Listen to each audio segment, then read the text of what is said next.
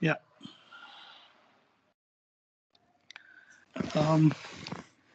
Good evening, everyone. Good evening, Miss Janhi, Miss Peter, Mr. Arvind, and Mr. Ben. On behalf of NNF Karnataka, we give you a warm welcome. I hope my voice is clear, right? Yes. Yeah. Yes. So, first of all, thank you for sparing time and accepting our request to be part of this program on this platform. So, thank you, GenWorks, for all the support which you have been extending from for National Neonatal Forum from very long time. Thank you. So today we have got really exciting topics about echo in NICU and pediatrics. What are the technology trends? What are the latest updates in the machine and even in artificial intelligence? How it has evolved and where we have reached at the present scenario, and how innovation improves the outcomes in obstetric gynecology and fetal medicine. What are the latest developments and trends? And we have a topic on phototherapy, about CFL versus LED versus Bili Banket, cost versus the comfort. And we have a spot Bilicare screening check, how it has changed or revolutionized the bilirubin management, and how it has reduced significantly the hyperbilirubinemia leading to all the complications, neurological complications, how it has prevented, and how it has made the life easy of a neonatologist and the practicing pediatrician when they're using it. So today we have really a wonderful speakers. First, to start with Janhi, I hope I'm pronouncing it right. She has got experience, lot of experience in this. She's been in-house clinical application specialist supporting research and development. She's worked intensively with engineers in different phases of products development for various ultrasound system. Work and contributed in making of 3D probes and cardiac scanning probes. She has worked with key opinion leaders in the development of next generation ultrasound products and features. And she's conducted a lot of training and clinical, lot of training across the globe. And from 1996 to 1999, she was doing an international application. She was working as an international application specialist. And from 1990 to 1996, she was with National Heart Center Singapore as a senior cardiac technician in charge of cardiac ambulatory laboratory, trainer for cardiac technician and training program. So she comes with a lot of experience and a lot of knowledge, and she has worked in detail with all the development of the products in the field of ultrasound. So on behalf of NNF Karnataka, a warm welcome to you, Janhi. Followed by her talk, we have Mr. Peter. He has a very short, brief bio if you have to give from 1995 to 2001. He was with Medical University of Innsbruck, Austria. From 2001 to 2013, he worked as a clinical product manager at Women's Health Ultrasound at GE Healthcare. From 2013 till date, has been a commercial product manager for Volison Expert and at GE Healthcare. So, Mr. Peter, thank you for accepting our request, and we give you extend warm welcome on behalf of NNF Karnataka. Arvind Siadappan leads the critical care area portfolio for the affordable care segment at GE Healthcare, with specific focus on infant warmers, phototherapy, patient monitors, and ventilators. Arvind, on behalf of NNF Karnataka, a warm welcome to you as well. Then we have Ben Manoach from Menon Medical, is the Bilicare product manager. He has been working in the NICU environment for more than 15 years. For many years, he has led critical product, a thermoregulation solution with unique offering to the NICU environment. Ben worked with key opinion leaders in USA, Europe, and Asia Pacific, and was instrumental in advancing the usage of such technology in that segment. Ben brings a powerful combination of NICU subject matter knowledge with deep technical expertise. He'll be presenting the Bilicare products, the transcutaneous non-invasive bilirubin meter. So today's session will be joined by our panelist, Dr. Vikas Sathwik from Bangalore, Dr. Dinaka Prithviraj from Bangalore, Dr. Ramakrishnan from Salem, Dr. Nilesh Rao from Bangalore. So without wasting much of the time, now I request Jan Hee to start the session. Over to you. Thank you very much. Yes, I am Jan E. I'm going to share my screen. Let's see.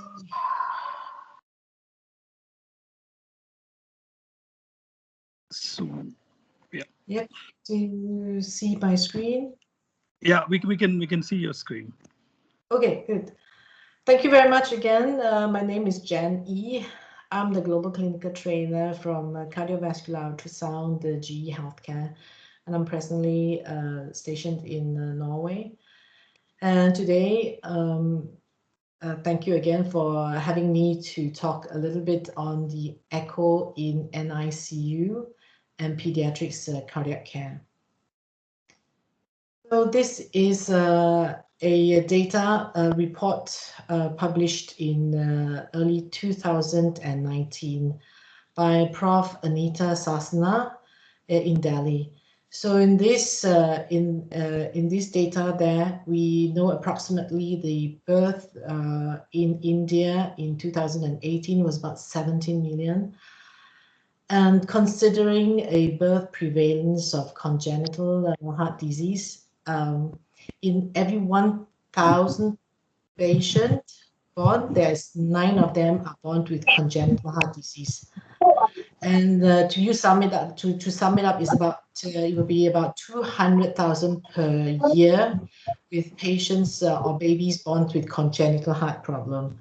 Now, in this 200,000, there are about 43,000 with severe congenital heart problems, and about a fifth of them needs intervention during the first year of their life. Now, we know that there are a lot of challenges in the study itself. It says that there are a lot of challenges in India when it comes to neonatal care. So the first and foremost is the affordability of the healthcare that the patient or the family has to pay. All right, and then you have the availability of expertise. There's the doctors, the nurses who are working around the clock in the hospital or in the intensive care unit. And of course, most importantly, is also the equipment and its technology that you as the caregiver are available to you. So talking about the challenges in cardiac care for infants now, I also would like to share with you some of the insights from doctors around the world. We know that in neonatal space, echocardiographers are needed to scan this infant who are usually maybe born to less than 400 grams. And the windows are extremely small. And that the patients are challenged, is already in a challenging situation. And that you have also added technical problems like, you have to scan within the incubators. When the baby born, they are inside the incubators, and also, surrounding in the cardiac care, there is a lot of cardiac monitoring system. You have the ventilators, you have many things which are around in the same small unit, not just with the babies and the personnel. So on top of it, scanning on neonatals or pediatrics patients, they are very daunting and very overwhelming because they are not like adult echoes. Adult echoes, we do very protocol-driven scanning. Where in this situation, neonatal patients, they are their life is critically, they are critically ill, and that sonographers need to capture the structures or the anatomy, in a very short period of time. So they go beyond just the normal protocol. So all in all, we're talking about the challenges that you have. That is the time which is not on the side of the patients, and you as the neonatologist and the pediatrics echocardiographers are working against, against it. So the clock is ticking. So here you can see that it is a typical NICU scenario where newborns are being placed in incubators with the monitoring, as I said, with the ventilators surrounding them. And these newborns are, of course, under constant intensive care. During the stays here, usually that functional echo is needed in the bedside to monitor, to evaluate their conditions. So as I said, in a neonatal intensive unit, targeted echo is very important. And in GE, what we did was that we have designed a system which is called the Vivid IQ, with a size that is not just suits the NICU, it also provides clinicians with the state-of-the-art ultrasound on image quality and technology that will assist you in your patient care. So Vivid IQ, it is a system which is very lightweight. It's about 5.2 kilos. And when you're working on cart, it's up to 4 hours of battery life. Now, and battery time for scanning. The system itself has also a 15.6-inch ultra high resolution widescreen, which also has a multi-functions, which is a multi-touch LCDs technology, which allows you to click or pinch or swipe like your iPad or your tablets, just like all the phones. So on top of it, you also have this sealed user interface, which allows very fast and easy to clean, or it is mostly for disinfection. So you could there's also a button on the system which allows you to just lock the system, and so that you can clean it without having to disrupt the system. So the system itself is very sleek and small, and the wheels, it can turn 360, which makes it very, very convenient to move around in the NICU unit. Now, besides just those that I have mentioned, it is a system with exceptional to the image quality and Doppler and color. So it has a wide range. It provides a wide range of probes. From very small for neonatals to fetus or toddlers. It has a wide range of imaging presets, including cardiac, vascular, lung, abdominal, and many more. It has a very intuitive user interface, like I said earlier, which you can actually pinch, and slide like you are using your iPad. So there are many automated workflow that is incorporated on the system itself, like any of the Vivid systems. So you actually could use those automated tools coupled with the AI, the artificial intelligence algorithms, to speed up your work, to give you productivity, and also to increase reproducibility. These are the wide range of probes that is used during for neonatal and pediatrics.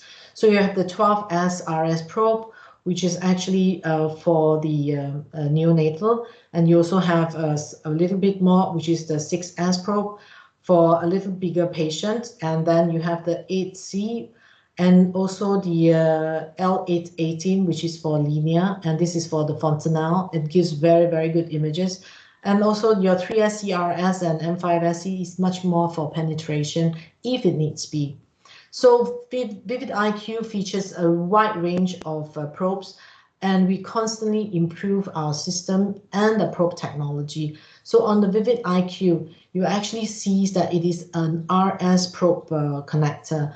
And this connector allows you, because it's miniaturized from what you know from the previous DLP system. So it also allows the connector to be lighter, and it helps to maximize ease of use, the probe and the cable itself. So again, Vivid IQ is a system which is very portable, and it's of a touch interface like what is shown here. So it's very easy to use. It's not anything which is very daunting like some other systems. So now I'd like to touch a little bit on. Sorry, let's see. Okay, so we know that neonatology imaging it needs a lot of speeds, and we need to give confidence to our users while they are using. So we have very superb high resolution imaging and dedicated probes. On the system itself, okay, we have very good image quality. Now, again, I would like to say that time is everything when you're in the NICU. So, and mentioned again, with sick babies and very stressed environment, you would like to do your work as fast as possible. So on any Vivid systems, we allow our users to save the image on both either DICOM raw data or on raw data format. And this allow you to provides you of informations or data that which you can use later. Now you can, of course, then have time to concentrate on just data collection and do your measurements afterwards. Having said that, so, you know, when you scan a patient in the lab, so in the unit, in the ICU, you are very stressed. So you collect the information, and then you could actually go onto the system or the echo pack to do your studies. On the Vivid IQ, and also on the echo pack, we have incorporated pediatric heart networks Z-scores. So this Z-scores is actually an established Z-scores, which is from multi-centers. And the Z-scores has a correlation, a very good correlation compared to what was before, like a single center model like the Boston. So Z-scores allows the pediatricians to use this so that to assist in many of their clinical decisions making. Now there are just some of this which I would like to share. These are the few measurements that we have with the pediatric heart network. Right, on the second thing that we like to talk about today is also about the automated Doppler spectrum, which is using artificial intelligence in the background to help you in your workflow. So in GE Healthcare, we aim to remove tedious tasks and to make every moment count for you and your patient. So on this system, for example, I'm actually running on the Echo Pack. You could actually do your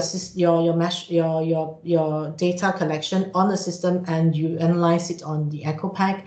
And going into measure, the system allows you to do it to do either manual work, or you can actually click onto the auto button, and it will then trace the spectrum for you. Obviously, there's much more that besides this LVOT, there are many more that you could do.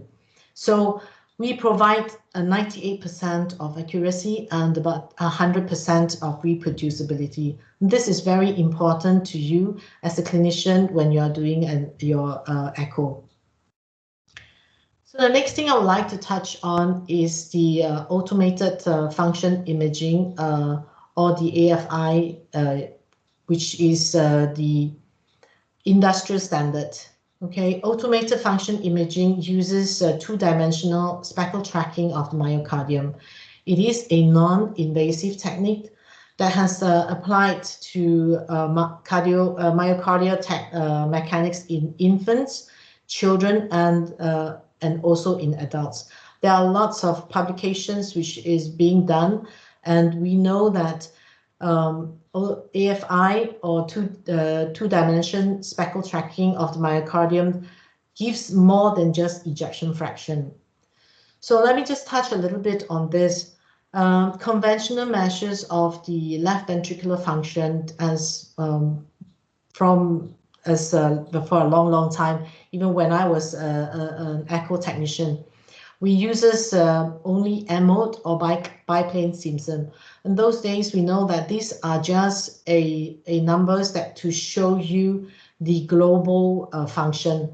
However, these are not able to help us into doing much more like we could, like predicting failures of the myocardium before it actually manifests in clinical situations. So our raw data images allows you to do a GLS of the patients to give you more informations, adding on to ejection fraction, and gives you provides you changes in subtle changes before the myocardium, before you can even detect it.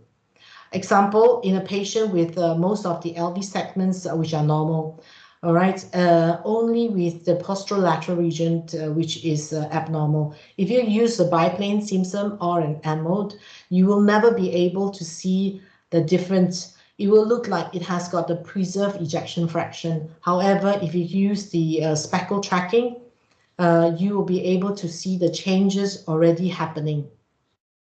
So why is speckle tracking echo so important?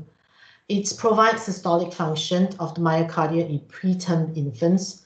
It's very important because in the developing in the babies who are preterm, you're more monitoring the development over time.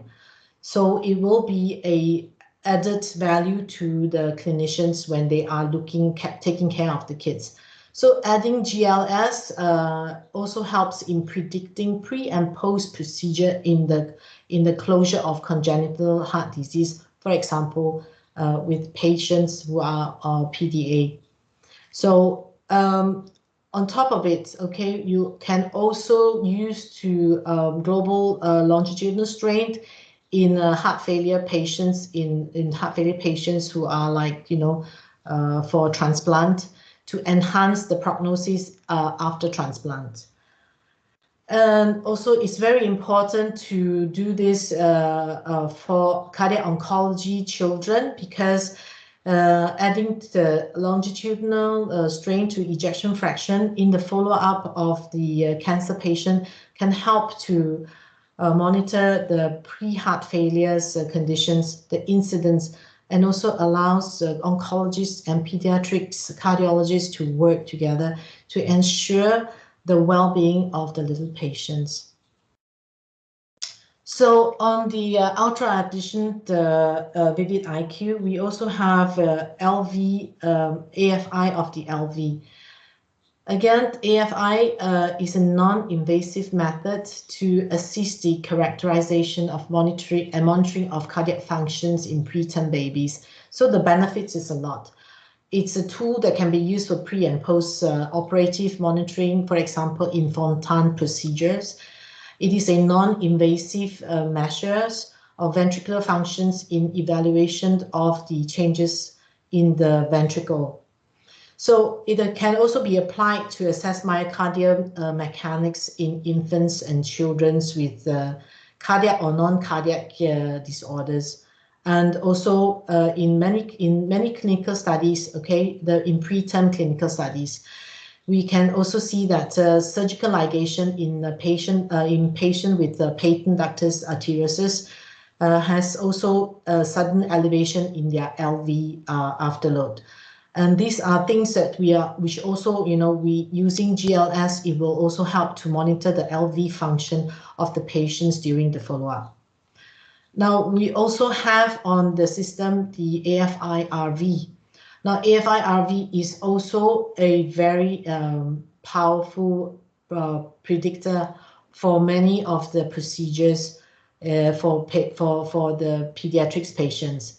So in AFI-RV, we also provide the global longitudinal strain, the free wall strain, and also the TAPSE, which is important when you look at the function of the heart.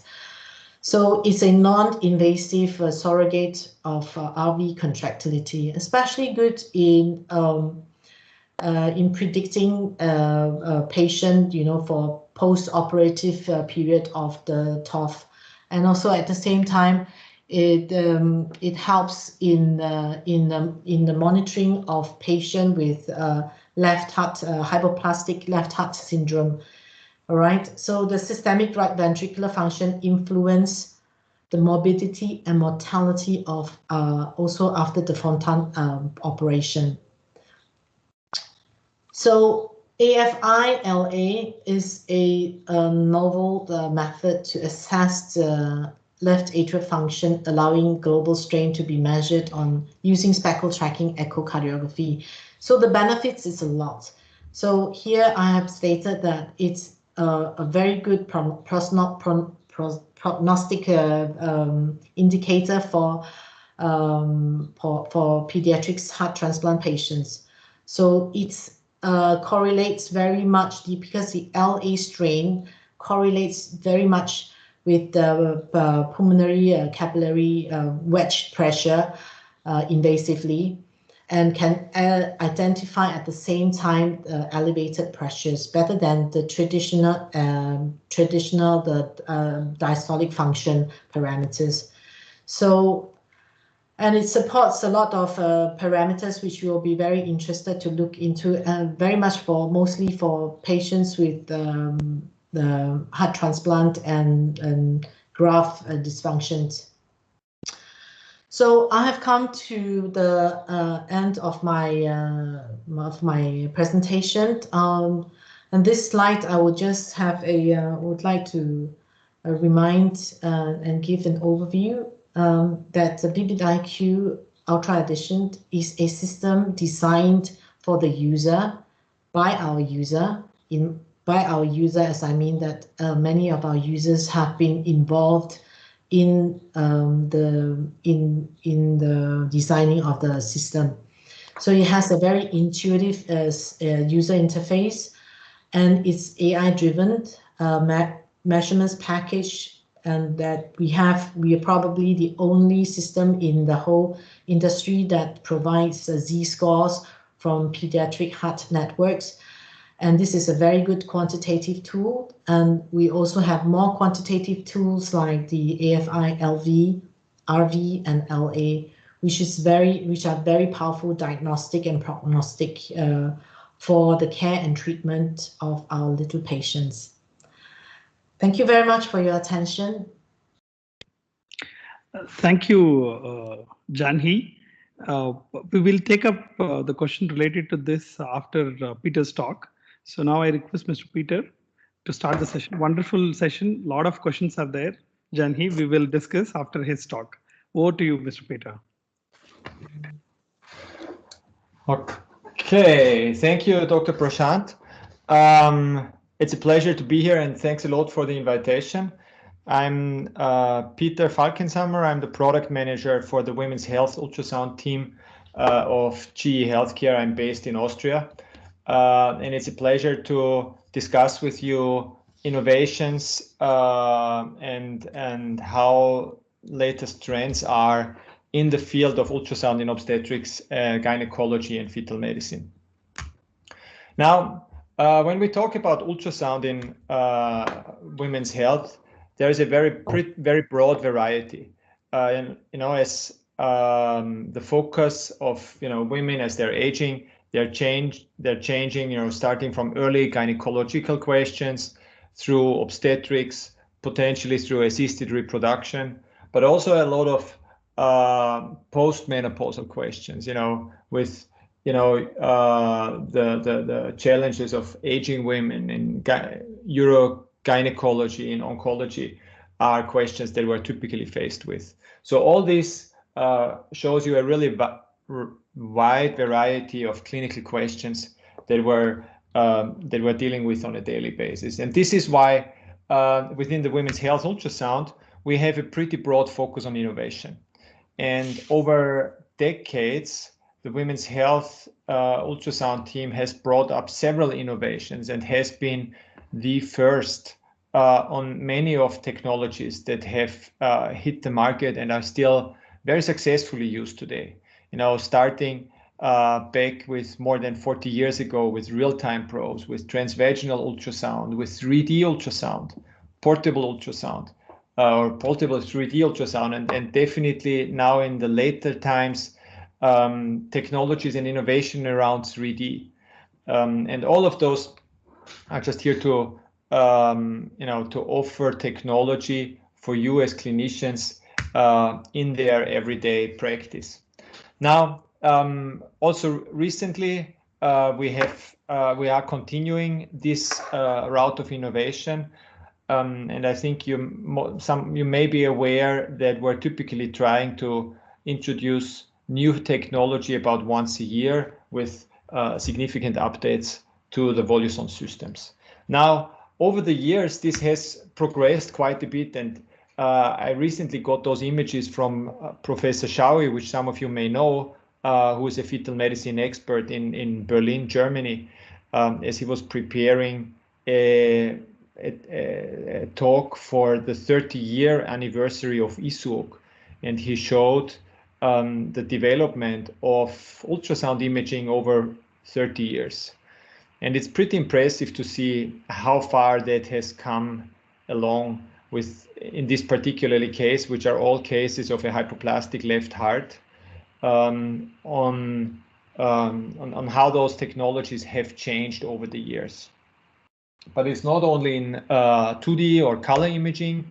Also, when we look at the innovation in 3D imaging, where in the late 1980s and early 1990s, it took several hours to calculate a 3D image, and now we're doing this with high-speed computers in a few milliseconds, with substantial higher resolution, better differentiation, so that we can, have a more real-life experience and a bit more realistic experience, so that also patients who are not experts in interpreting ultrasound images, but also patients can much better appreciate anatomy, but also pathology on an ultrasound screen.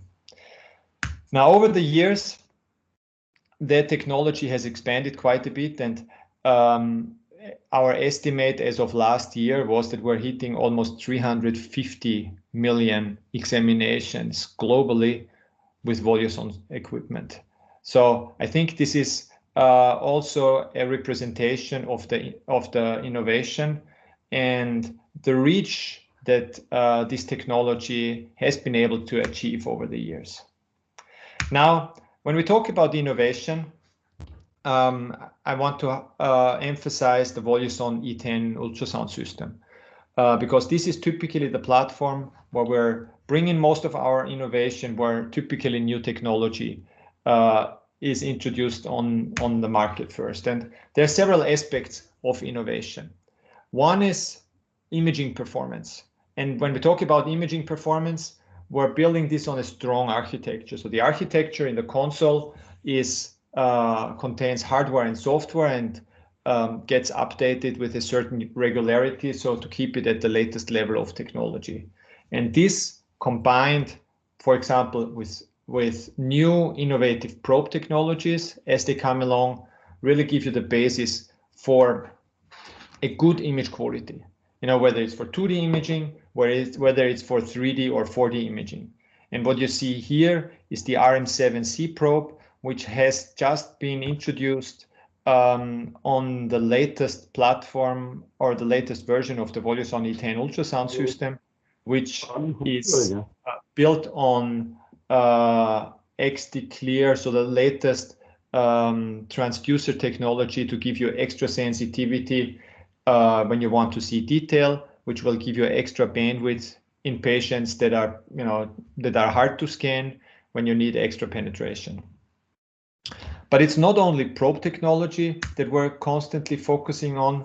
With the increased power of computers, with the increased power of graphic cards, that allows to integrate several algorithms to uniquely visualize blood flow, for example, as we can see here with the introduction of radiant flow that has been done a few years ago, which gives you a very realistic dimension of blood flow, or the later introductions of slow flow, which is a very low velocity blood flow visualization technique that has a high sensitivity and really can show you the fine details of the vascularization in the placenta, in the brain.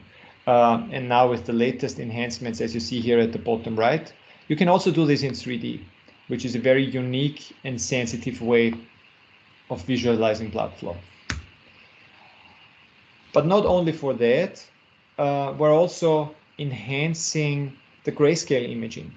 And one of the latest enhancements that I want to introduce is a shadow reduction technique. So often, when there's bones, when there's, interfaces between organs, we're faced with shadowing behind a structure. And you see two very typical examples here, with the lower uterine segment with shadowing behind bones.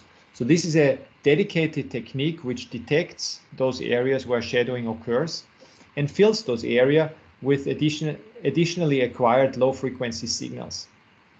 So by this, you can really appreciate also information from areas that are typically obscured by a high frequency setting. Now with that, I'd like to take you through what this means clinically, or what does innovation mean clinically, and where are those latest technologies particularly used for. One focus that we have is first trimester ultrasound, because the earlier a physician can detect an anomaly, the more time the parents have to get adjusted to the situation and consider different options, how they want to deal with the situation. And this is why early detection in first trimester is a key of our clinical strategy, because the earlier we can detect it, or the better tools we can provide, the earlier you as a clinician can detect anomalies. And this is again a combination of probe technologies with high frequency transvaginal probes, with 3D technologies such as HD Live, which helps to visualize three-dimensional embryos, for example, and really show normal anatomy, but also show pathology to patients. Or regular, let's say, visualization of blood flow. Again, as we showed you before, for second trimester, this is also typically very helpful if we want to look at the heart in the first trimester, if we want to look at the fetal circulation in the first trimester, where there's lots of opportunity to detect anomalies already at 14, 15, 16 weeks of gestation. So first trimester is really a very broad field. The other aspect that we're very highly focusing on is the fetal heart. And why is the fetal heart so important for us? The fetal heart is complex. It's a very, complex, difficult structured organ, and which is often, as we also saw in the previous talk, faced with congenital anomalies, broadly in the range of about 1% of pregnancies, sometimes more severe, sometimes less severe. But also looking at this from a global point of view, the detection rates have a very high variety. So sometimes significantly below 50%, sometimes higher than 50%. But even in highly developed and industrialized countries, we're far away from having a 80, 90 or even higher percentage of detection rate. So this is why it is one of our strategies at Women's Health Ultrasound to improve those areas of assessment of the fetal heart. Now, when we look at who's doing fetal heart evaluations, then we're interacting with multiple different specialities. So we have obstetricians who typically do screening and the early detection, and who typically try to identify normal from abnormal, and which is a key in this whole chain of potential referrals, because that is the first question that needs to be asked and needs to be answered if a heart is normal or not. Once it's suspected abnormal, a specialist on the fetal heart can look into this in more detail and get to a diagnosis. And ultimately, often we get fetal or pediatric cardiologists involved who monitor this situation until delivery. So it's really multiple different specialities with different skill sets and different expectations on technology. And this is also why there is a lot of different tools available when we want to analyze the fetal heart. With typically, of course, looking at blood flow, so color Doppler plays a very important role. Pulsed wave Doppler, M-mode, and 3D technologies, or newer technologies such as speckle tracking on the fetal heart. All those are techniques that are used to evaluate the fetal heart, and it's obviously quite a bit of a challenge, because whoever uses those tools needs to have quite some skill set and know how to handle the ultrasound equipment, handle the functionality, but also how to interpret this data. Now, when we generally look at these fetal cardiac tools and also tools that are available to evaluate, for example, fetal cardiac function, then typically we can categorize them in two main categories. One is the qualitative and one is the quantitative approach. And qualitative really means we're visualizing and demonstrating the anatomy in B mode, in color Doppler, or also in tissue Doppler. Whereas quantitative approach means we're measuring something, using either spectral Doppler, tie indexes, M-mode measurements, ejection fractions, and so on and so forth. So there's and obviously, all of those measurements have a clinical context, and this is why there are pretty high expectations in terms of skill set to whoever is operating those functionalities. Now, with that, I'd like to spend some time on a dedicated tool which is called Fetal HQ, which is a comprehensive fetal cardiac assessment package. Within Women's Health Ultrasound, we have introduced this Fetal HQ tool about 2 years ago, and which gives a very comprehensive analysis of the heart. And why is that the case? Because when there's changes in the fetal circulation, when there's lack of oxygen, when there's growth restrictions, we typically or often also see a remodeling of the fetal heart to compensate for the lack of oxygen. And when we see a changing in the fetal heart, they are typically represented in 3 different aspects. The heart may change its size. For example, it may get bigger or more hypertrophic to have to deal with a different volume of blood. It may change its shape, so it may become more round or more globular, as it may have to pump more, and it may change the contractility. So all these are the 3 main aspects that Fetal HQ can provide to you. So this is a tool that has been specifically designed for the use of cardiac evaluation in the fetus, and with that there come a few unique requirements.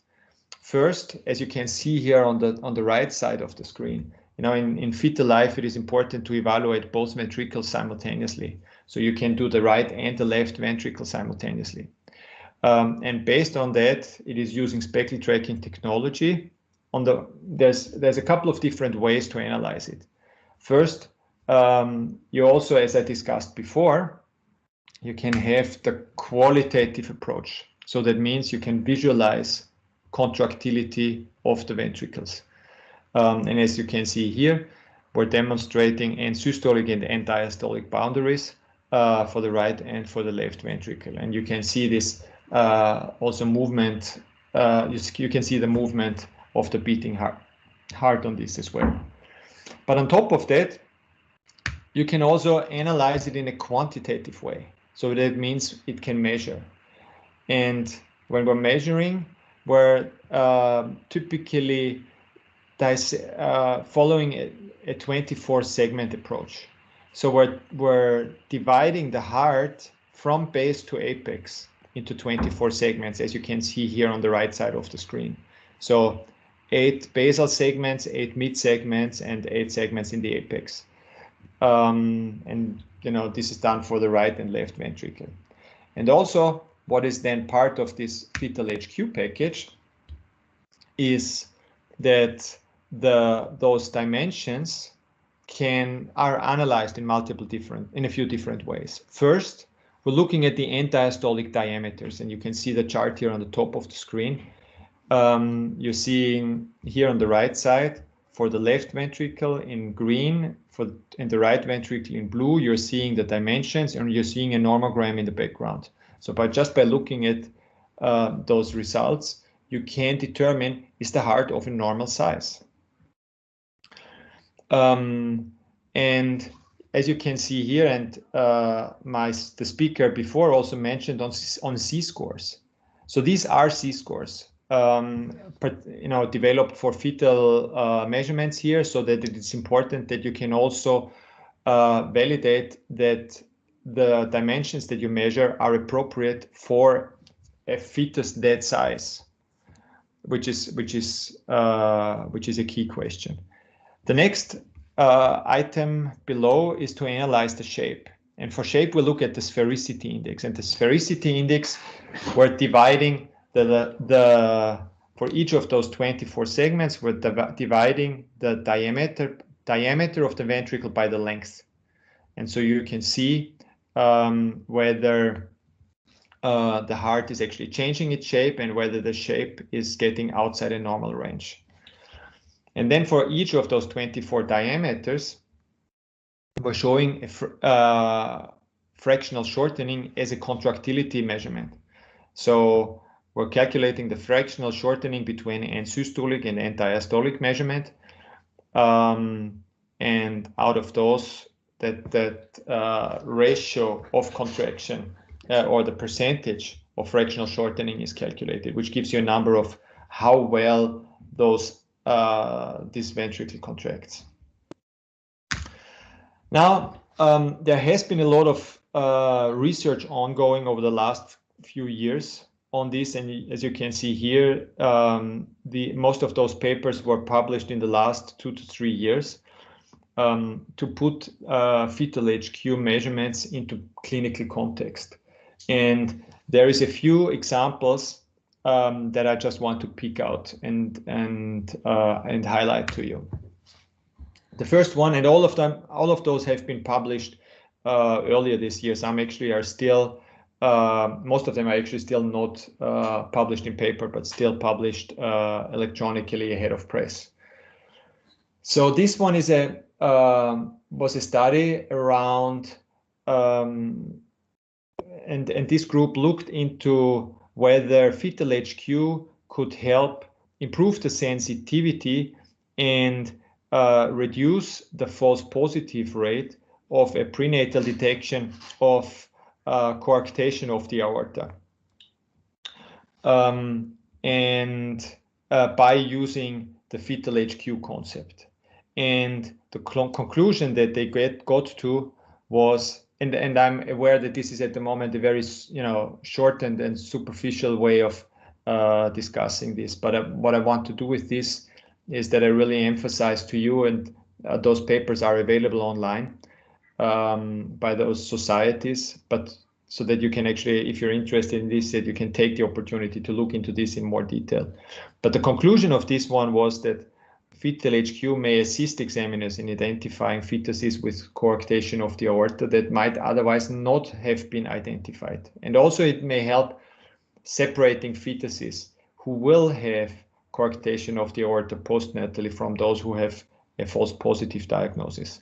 So looking at the heart, looking at size, shape, and contractility of the heart and the ventricles in more detail may actually be an aspect of differentiating or identifying coarctation of the aorta, or also reduce false positive diagnosis here. The other aspect where Fetal HQ has been used recently, and that publication is not even 2 months ago, is to look at cardiac function in twin-to-twin transfusion surgeries. And they looked at the recipient twin before and after laser therapy. And on all of those 15 pregnancies that they evaluated, they could see a decrease in the dimensions, an improvement of the right ventricle, an increase of the left ventricular base dimension, but also, more important, an improvement in all functionality parameters, an improvement in strain, an improvement in fractional area change, an improvement in basal apical length, fractional change, and in several of those 24 segments, the contractility has been improved.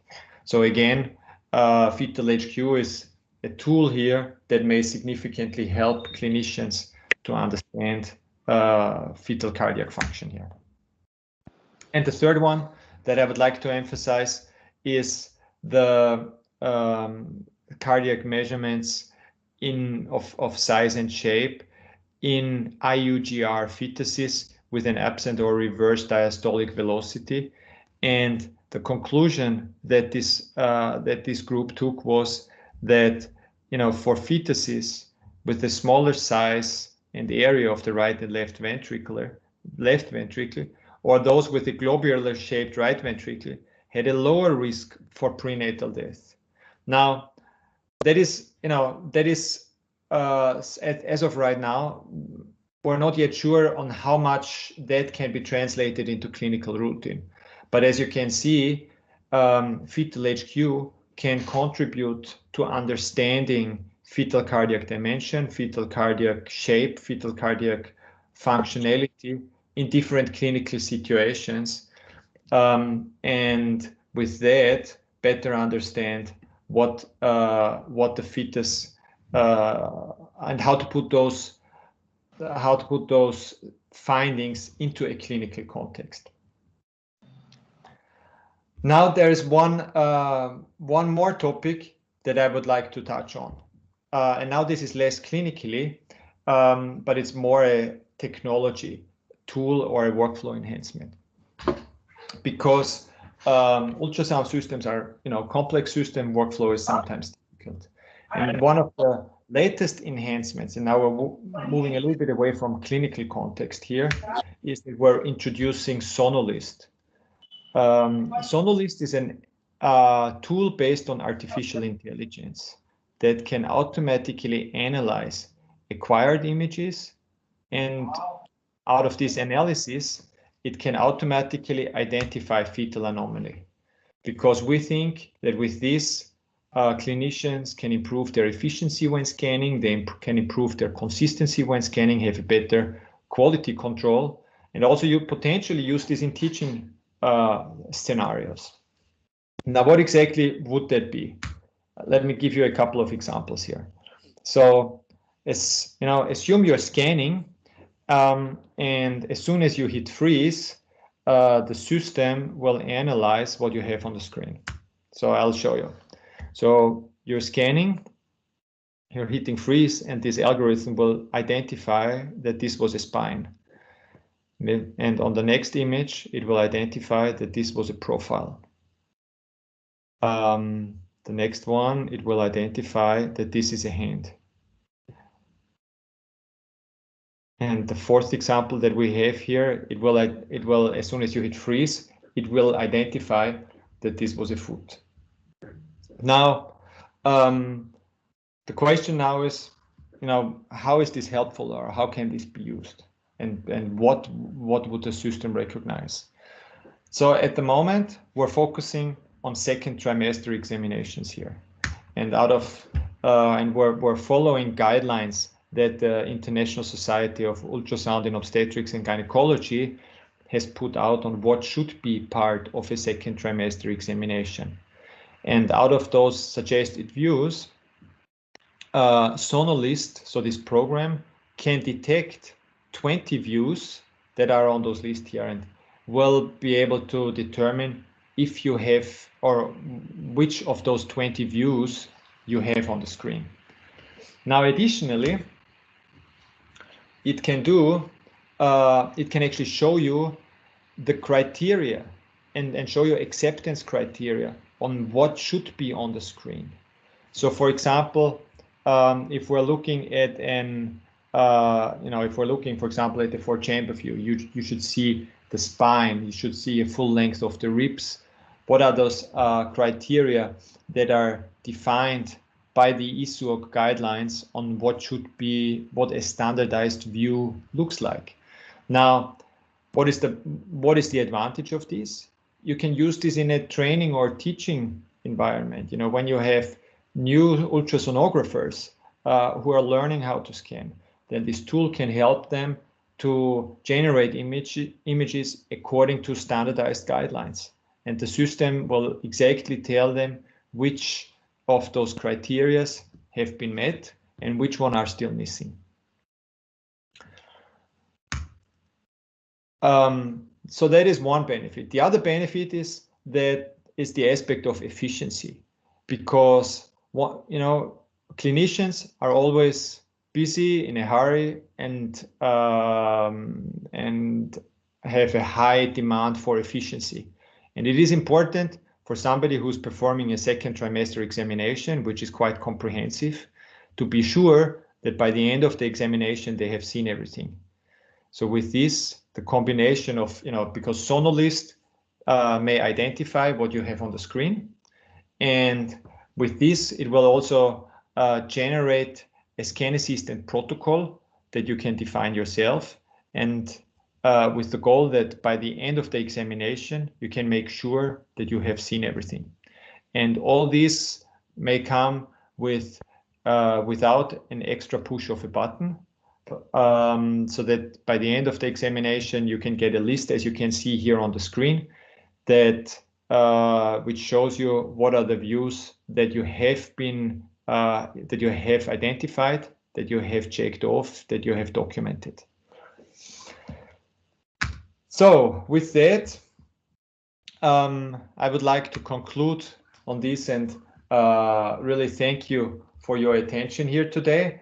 Voluson ultrasound really, continues to keep evolving, whether it is with performance in ultrasound, imaging performance, technology performance, with focus that we have on fetal heart, on gynecology, on first trimester, or also the integration of artificial technology, as this may evolve further and help clinicians in their everyday practice. So thanks so much for your attention. Thank you, Peter. So now we will open up the discussion. So I would like to invite our panelists for today, Dr. Vikas Sathwik and Dr. Nilesh Rao, Dr. Dinakar. First, we'll start with Dr. Vikas. So your views on today's session, and a few questions would have come to you as well. Over to you, Dr. Vikas. Thank you very much, Jan. Thank you very much, Peter. I think the technology has gone leaps and bounds in the last decade, especially. I had a question for Jan. Is I think your machine is fantastic. The Vivid IQ. I mean, it can basically give me everything I need to know in the baby's heart. Just one thing that was cropping up my mind all the time that you were doing the presentation was: is there a probe, or does your machine do 3D, or is there anything that can do? So there is a probe that is on the Vivid IQ. At the moment, you have a 3D probe, which is transesophageal, which is more catered more for the adults, or for pediatrics, which is more than 25 kilograms.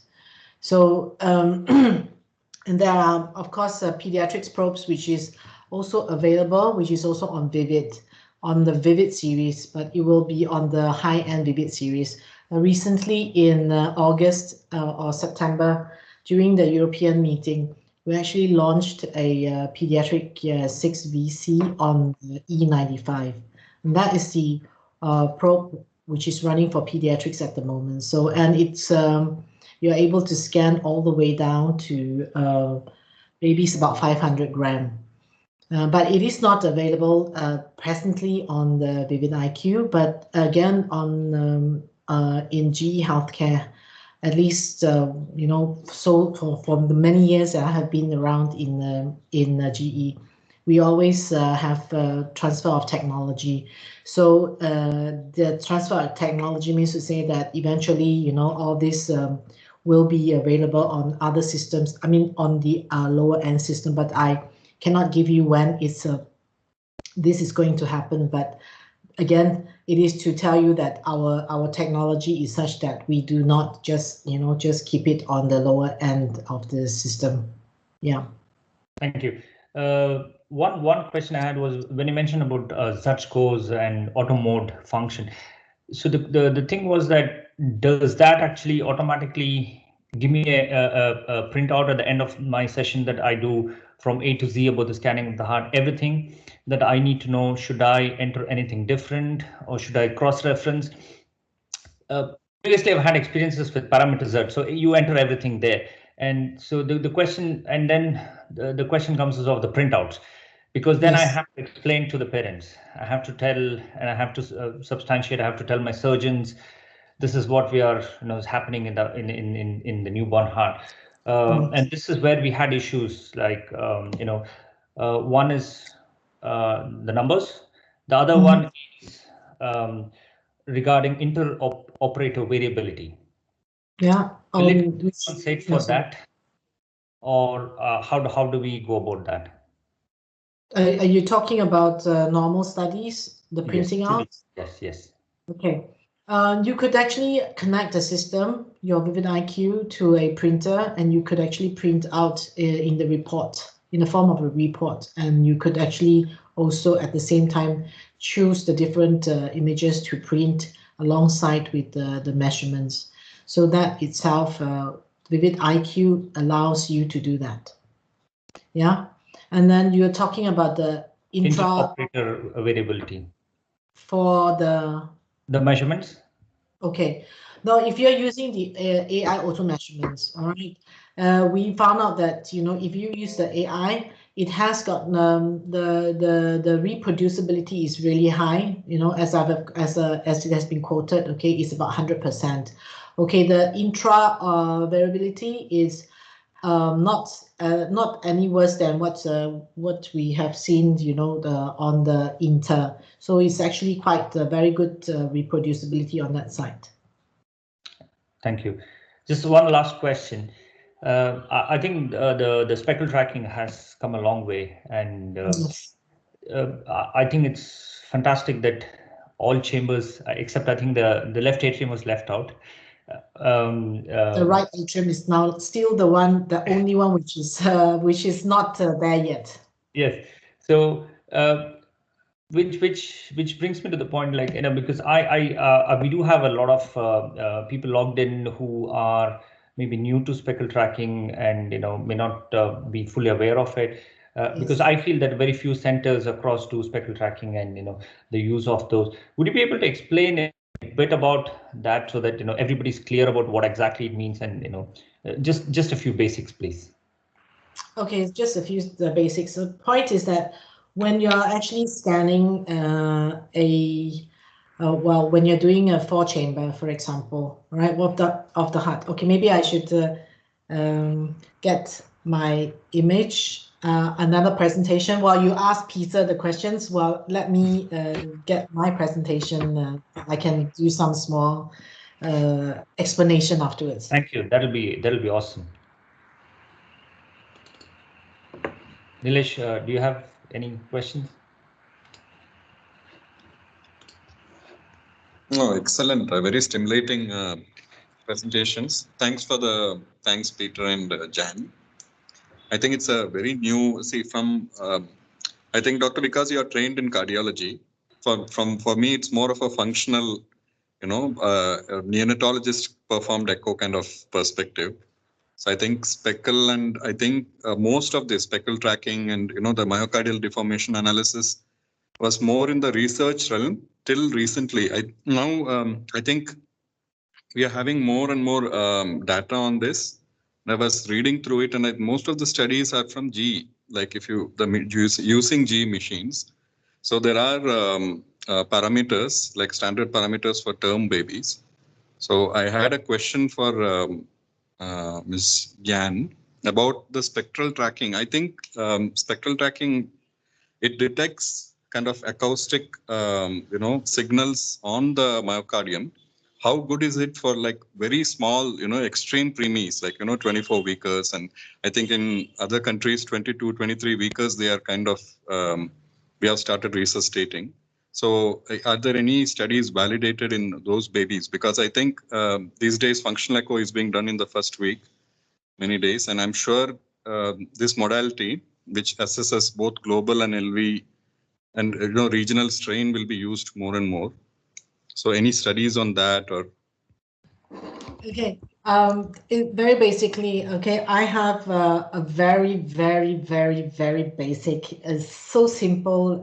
It's actually a presentation. If you want to bear with me, I could go and do this. I could do this presentation just to give you an idea how speckle tracking comes along. Okay, so and I gave this actually to my colleagues in India not so long ago during COVID, when COVID started. So, okay, I'm going to share my screen. It takes a bit, okay, of a time, so bear with me, all right? Okay, let's do a little bit of a brief history of time, okay? Can you see my my desktop? Yes. Okay. we can see you. So, can you see the desktop too? Yeah, we can see your presentation. Okay, good. All right. So it's a long time ago. Let's go back all the way to when echo started, how echo started. Okay. So we know that LV function, the past, present, and the future. In the past, okay, while I was still an echo technician, we are so privileged to have M-mode, and we're so privileged to look at diastology in terms of spectrum. Okay, and we are also happy to have LV function, looking LV function using biplane symptom. Okay, those were the days, okay, because we don't have the ability to see other things. And we always wonder how come patient fails and this ejection fraction doesn't help at all, right? So as you can see, this is the evolution of echo. So in 1953, you have Adler and people, and they came up with the first M mode, right? So you can see the M mode itself, and those are not very quantitative at that moment, but we try our best. So you have the two gurus there, looking at the picture, which is, I think this is also in 1953. So then you could see something. So then you have the first part of learning how to do spectrum. That is Dr. Leif Hadley, which is in the middle. Okay, and then you have the group of people who are working in Trondheim, the first people who are using Doppler. And they are the ones who actually comes with this fantastic tool of Doppler, spectrum Doppler, which we use even till today. So as I said again, while I was still a tech, okay, we are looking at 2D images, right? They don't really give you very much information, right? So if you have a patient which is actually normal at your the basal 1/3 of your ventricle, you will not be able to tell the distal 1/3 of the ventricle, the function of the ventricle. So you are actually using M mode, which is not representative of the whole ventricle. And it's very wrong, because then we report, like I used to remember that we report there's 50%, and then of course we have to put in LV function is 45, and regional wall motion has been seen on this and this and this, but it's not quantitative, it's not good enough. All right, So then we have to go on, you know, using eyeballing. There are the times where we actually eyeball and say, oh, you know, ejection fraction doesn't look this great. It's about, you know, 40 or 30 or 25. Well, those were the days. Very non-quantification kind of studies. So then again, then you have this, you know, in 89, you know, you have this first Carl Isaac, you know, he came out the first myocardial wall, the traces. So then you can actually see the different phases, you know, in the diastole to the systole, the D point, the E point, and, you know, what have you, the E and A. So you can actually basically look at them and tell that, you know, this is a, you know, the diastolic dysfunction, even though in the Doppler itself, okay, you can have a normal mitral EA ratio. But then again, on the myocardium, it already is there and is shown to you that, you know, patient is actually going into dysfunction. So then you have going down, you know, you have in 92, and then you have 93, and then 95. George Sutherland came with tissue Doppler imaging, where it's very, very sensitive. We think at that time, we think that is, you know, is the state of the art. You know, it's the best thing that ever happened. So that itself is actually good, but it is angle, you know, is angle dependent. So you, by a little bit of, you know, a shift, your angle is your values will be, you will have errors in your values. And having said that, okay, and also it's also how you see. So technically speaking, you have to have a real four-chamber, right? But if you have something which is a foreshortened, so you will have you will also get a wrong, an error in the diastolic flow too. So that itself is also wrong. So we doing echo, people who are doing echo, we have to be very careful. Technically speaking, we must make sure that everything has to be done correctly to give informations for the clinicians that make sense. So that is our tissue velocity imaging. Okay, so then you go on. Sorry, I'm going to skip some of these things. So so this is tissue tracking. You probably have seen that, you know, in the past. Okay, so then we have different modalities which we come out, you know, the strain and then the strain rate to actually help the clinicians to do more studies. But then at that time, around about 95, 6, 7, 8, and to 2000, you know, a lot of things are very, you know, it's researchy because nobody knows what exactly it is. Okay, so we know that the group of people who actually contributed to this is actually Dr. Leif Hadley and George Sutherland and Lars Åker from Sweden. So they did a good job. So we know that also when you are doing dissection, right, you go in, you see how the system, how the heart actually looks like. So the heart consists of three most important fibers. You know, you have the longitudinal, okay, that's where the displacement of your mitral annulus.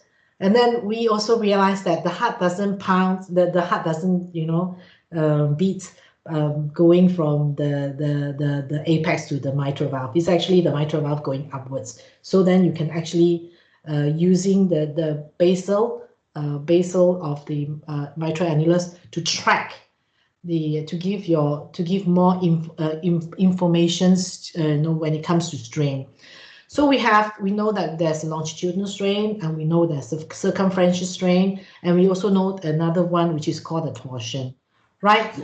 All we need to know about these are just the resolution. So I'm skip. Okay, so here there's another thing we need to know is the angle. Okay, so by a shift of 15 degrees, there will be a 10% in error, which means to say that, yeah, you know, it's good, TBI is good, but TBI needs more. We need to get the information out. We need to have the strain rate to come up. So which means to say that we need to come up with some more things. So that is where more things, you know, more things are being developed, you know, the strain comes in.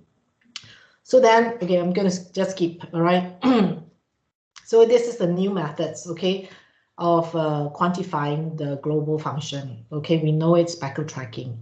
Okay, so here I you know, don't try to be very stressed. Okay, don't be stressed when you see this, because it's actually very simple, very easy to understand, because strain is not so difficult. You now need to know only to actually have established numbers, so that this will gives you, all these curves will gives you information to the problems that you have or your patient has, to give you more information so that you can better treat the patient.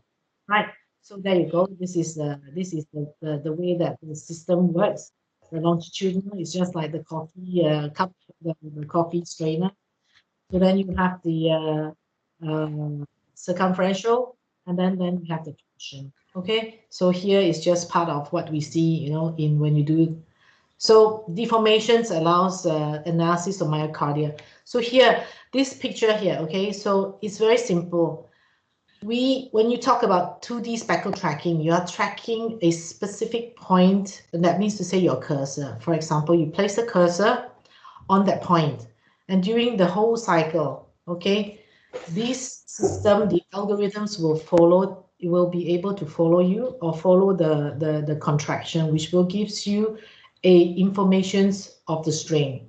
So in diastole is the state where we are, where the heart is actually at rest. So in systole, it goes in, right? So that it means to say that if you have probably, I have very little, I can only remember very little of my physics from high school, okay?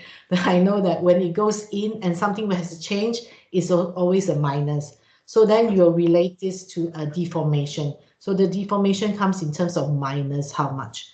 So there is a standard which is being set, but there are many people, many centers are working on getting a standard of values. Of course, when you're using different systems, they all have different numbers. That's why it's very important to come up with a multi-center studies to establish a number. As far as I know today, there is no established numbers for the children as yet. They are working on it. So what you need to know is just to, you know, refer to some of the the people who are actually working on strain, like, you know, the group where it's actually in Toronto with Luke Martins, where he is actually also one of the Dr. Leif Hadley's student when the Leif was actually in Leuven as a professor there. So strain is obviously related to LV ejection fraction, okay? So the less ejection fraction you have, which means to say that there'll be less strain in the myocardium. But of course, when you're looking at it, you know, ejection fraction is about talking about how the heart squeezes the blood out, okay? It's about the volume. Tracking, speckle tracking, the strain itself is talking about how hard your myocardium works, okay? So that itself is it's how we are looking at what we are looking at when we are looking at speckle tracking in AFI. And coming up to the other question that I was asked just now, that I mean, all the studies right now, you know, established is mostly on adults echo. We know that pediatrics has its challenges also at the same time. The challenges comes in where children has very, you know, like for example, atria has very thin walls, okay? So which means to say the tracking part, you have to be very, very meticulous about it. It cannot be too thick, or else you're actually not tracking properly. Now, talking about tracking on the ventricle side, you also need to make sure that you have the correct width, okay, the region of interest, that it covers the myocardium and not, you know, not more. And that will gives you useful informations of the myocardium deformation. Okay. I wouldn't go on with the slides, because the slides is just too much. I think I will bore Peter to death, you know. Okay. Now that was a good explanation, Jen. Thank you so much, because I think that clearly, you know, gave us some of the basic ideas, because I think that will help a lot of people here. Thanks, Jen. Thank you. You're welcome.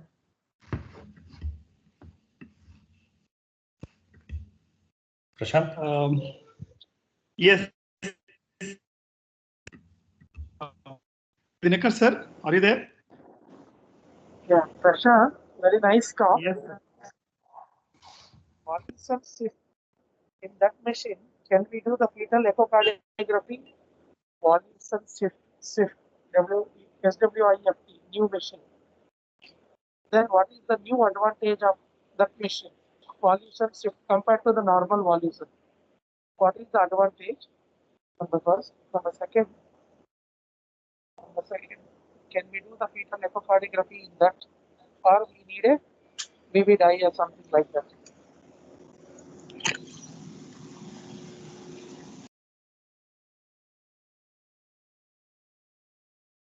Are you able to hear the Peter? I don't know if that is, yeah. I'm sorry, I wasn't able to hear the question clearly.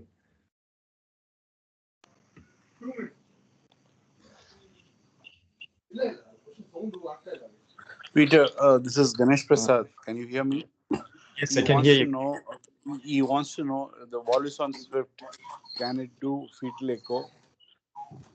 That was Yes, the the question. Volus Swift can also do fetal echo. However, such functions that we discussed, like the fetal HQ, are not part of the Volus Swift as of right now. But from an imaging performance point of view, or from an imaging capabilities point of view, it can absolutely do fetal echo, yes.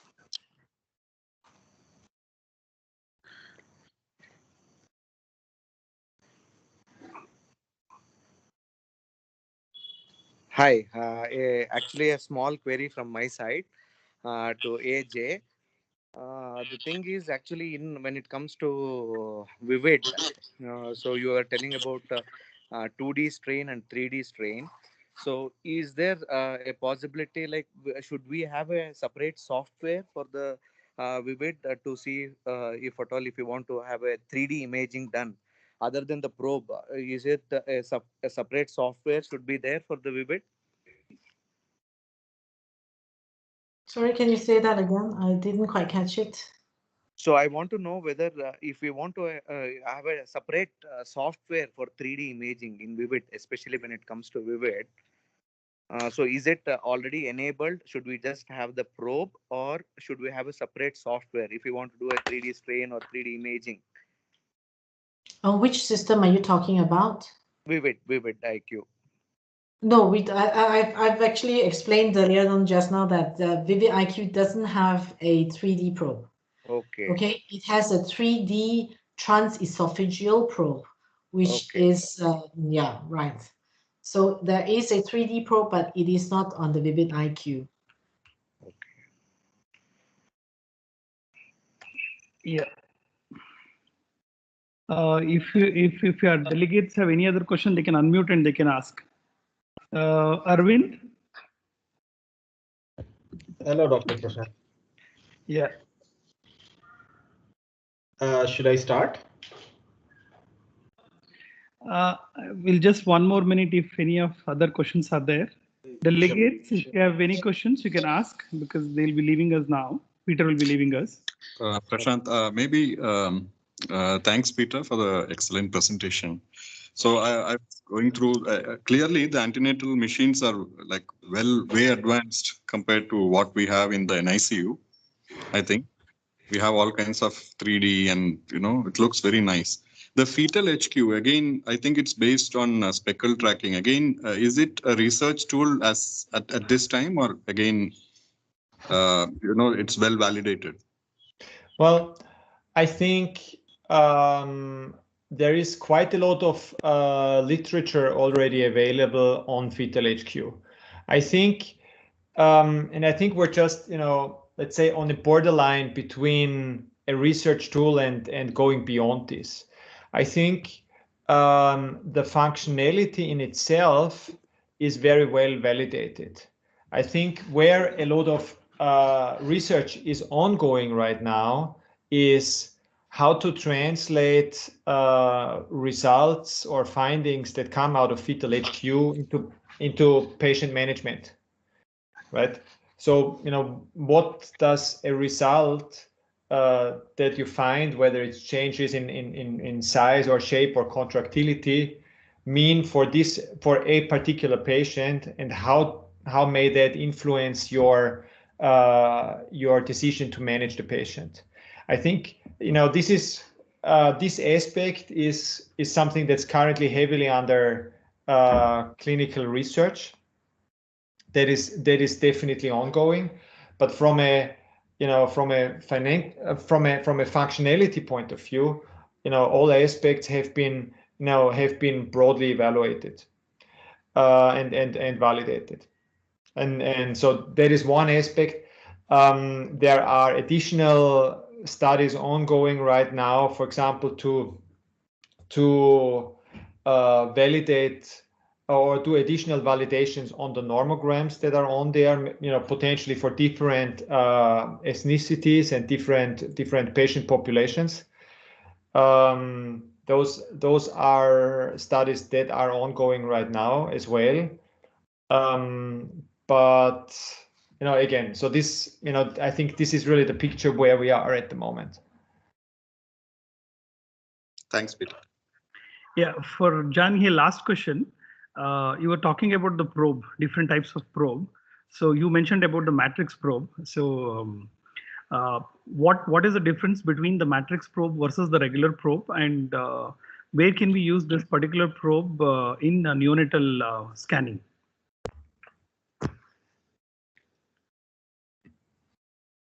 Jan? I think you have to unmute yourself, Jan. Obviously, I'm not. I was muted. Sorry. Well, okay.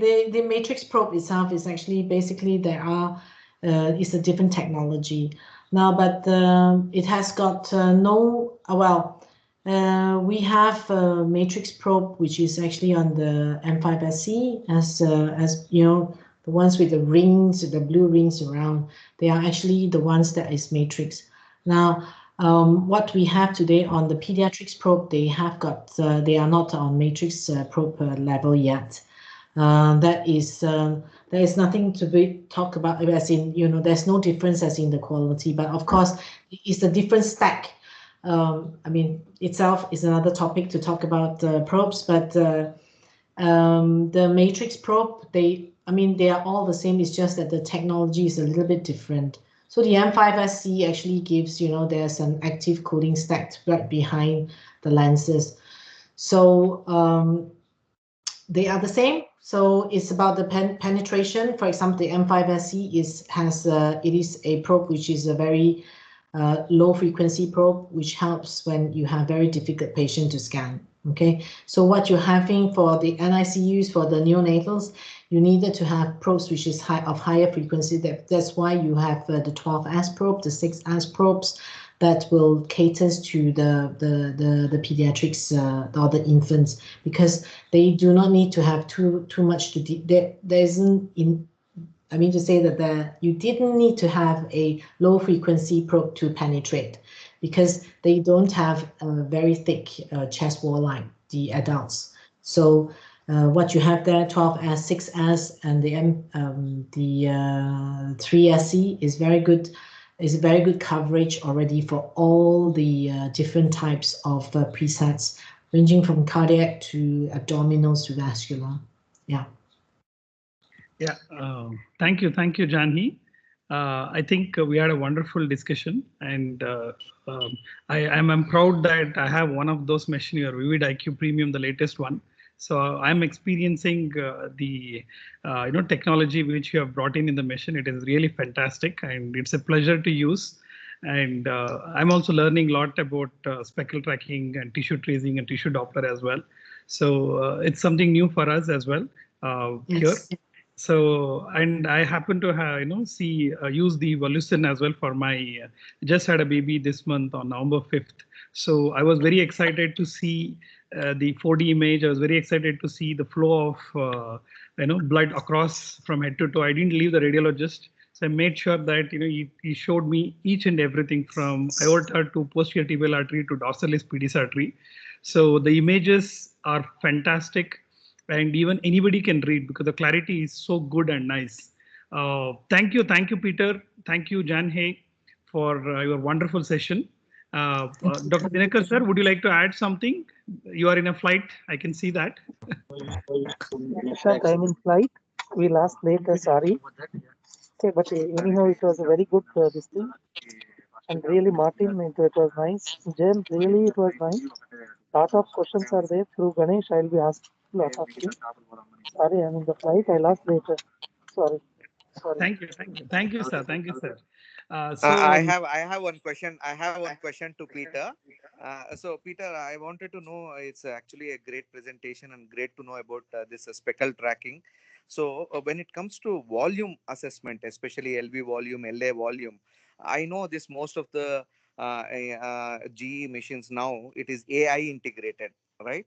So what is your take on AI, especially in LA volume and LV volumes, which also I feel it gives a kind of it is a plus point for us along with speckle tracking, especially in volume assessment, whether it is a valvular heart disease or if you want to know ejection fraction. So I think it is a great tool for us, especially cardiologists, to know that.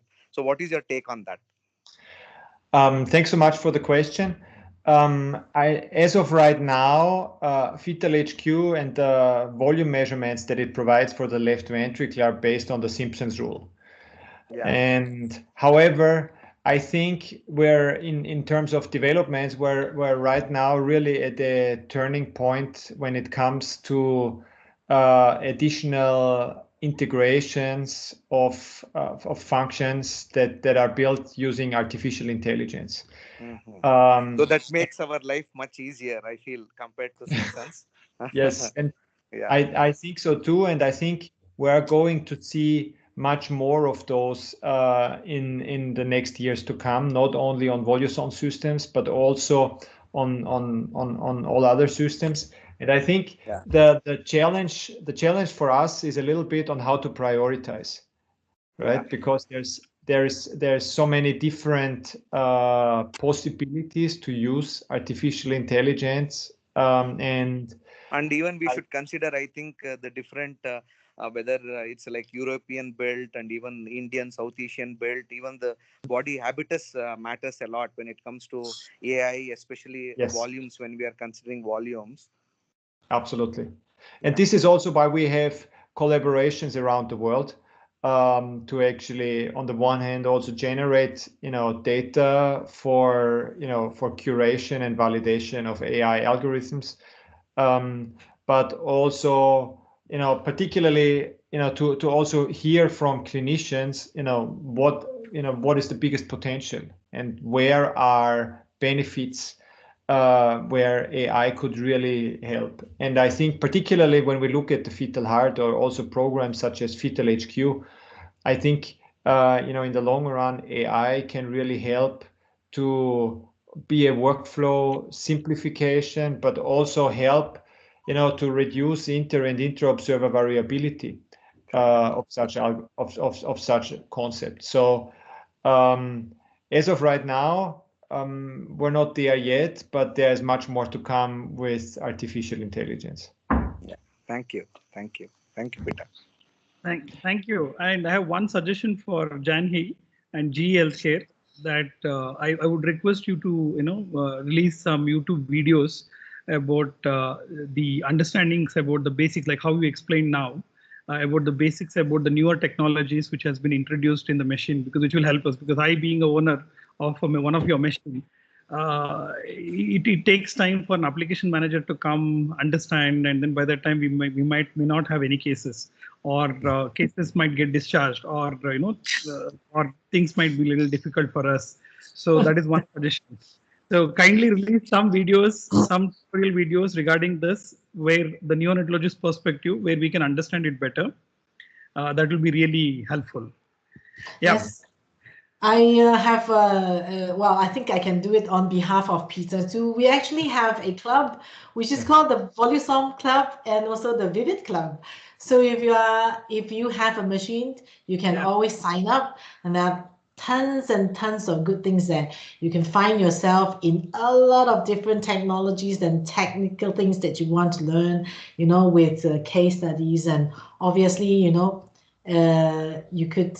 There are lots of opportunities.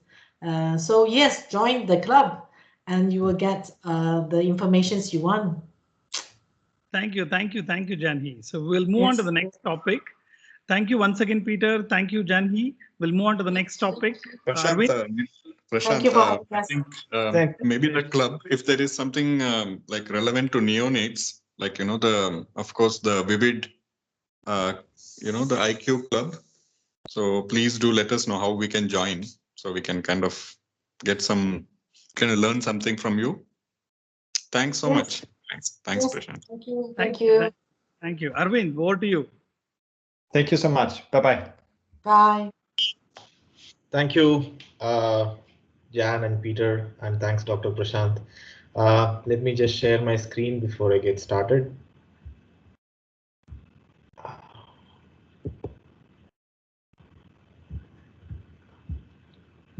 Let me know if you can see my screen here.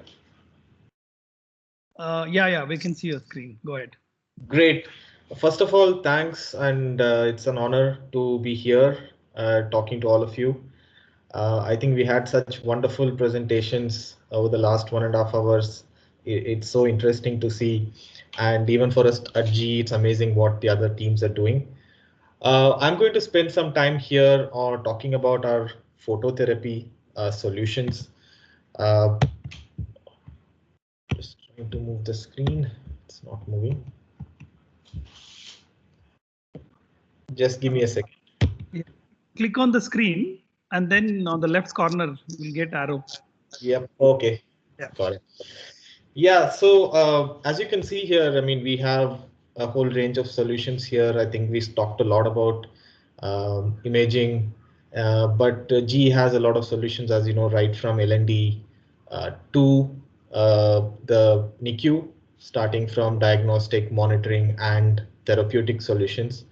And we'll spend a little bit time today just talking about neonatal jaundice and what GE has to help you manage and provide care for such patients. Basically, phototherapy is to help the breakdown of bilirubin, and there are different solutions that GE has.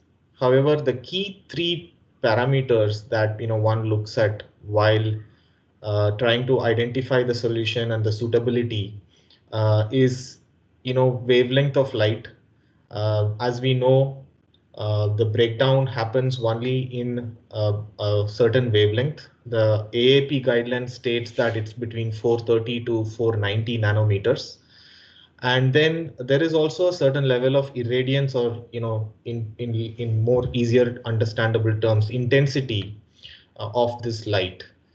This is typically measured in microwatts per centimeter square per nanometer of wavelength. And again, AAP guidelines here is that it should be more than 30.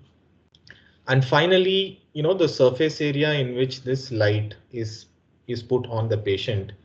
And it's not like more is better. It's also about how uniform on the surface area does this light fall.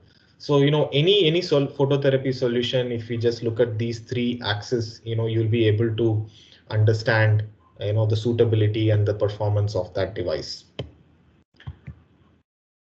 And I will just like to spend some time here. I'm going to talk about a couple of offerings from GE, but common to all of them is that we use blue light LED technology.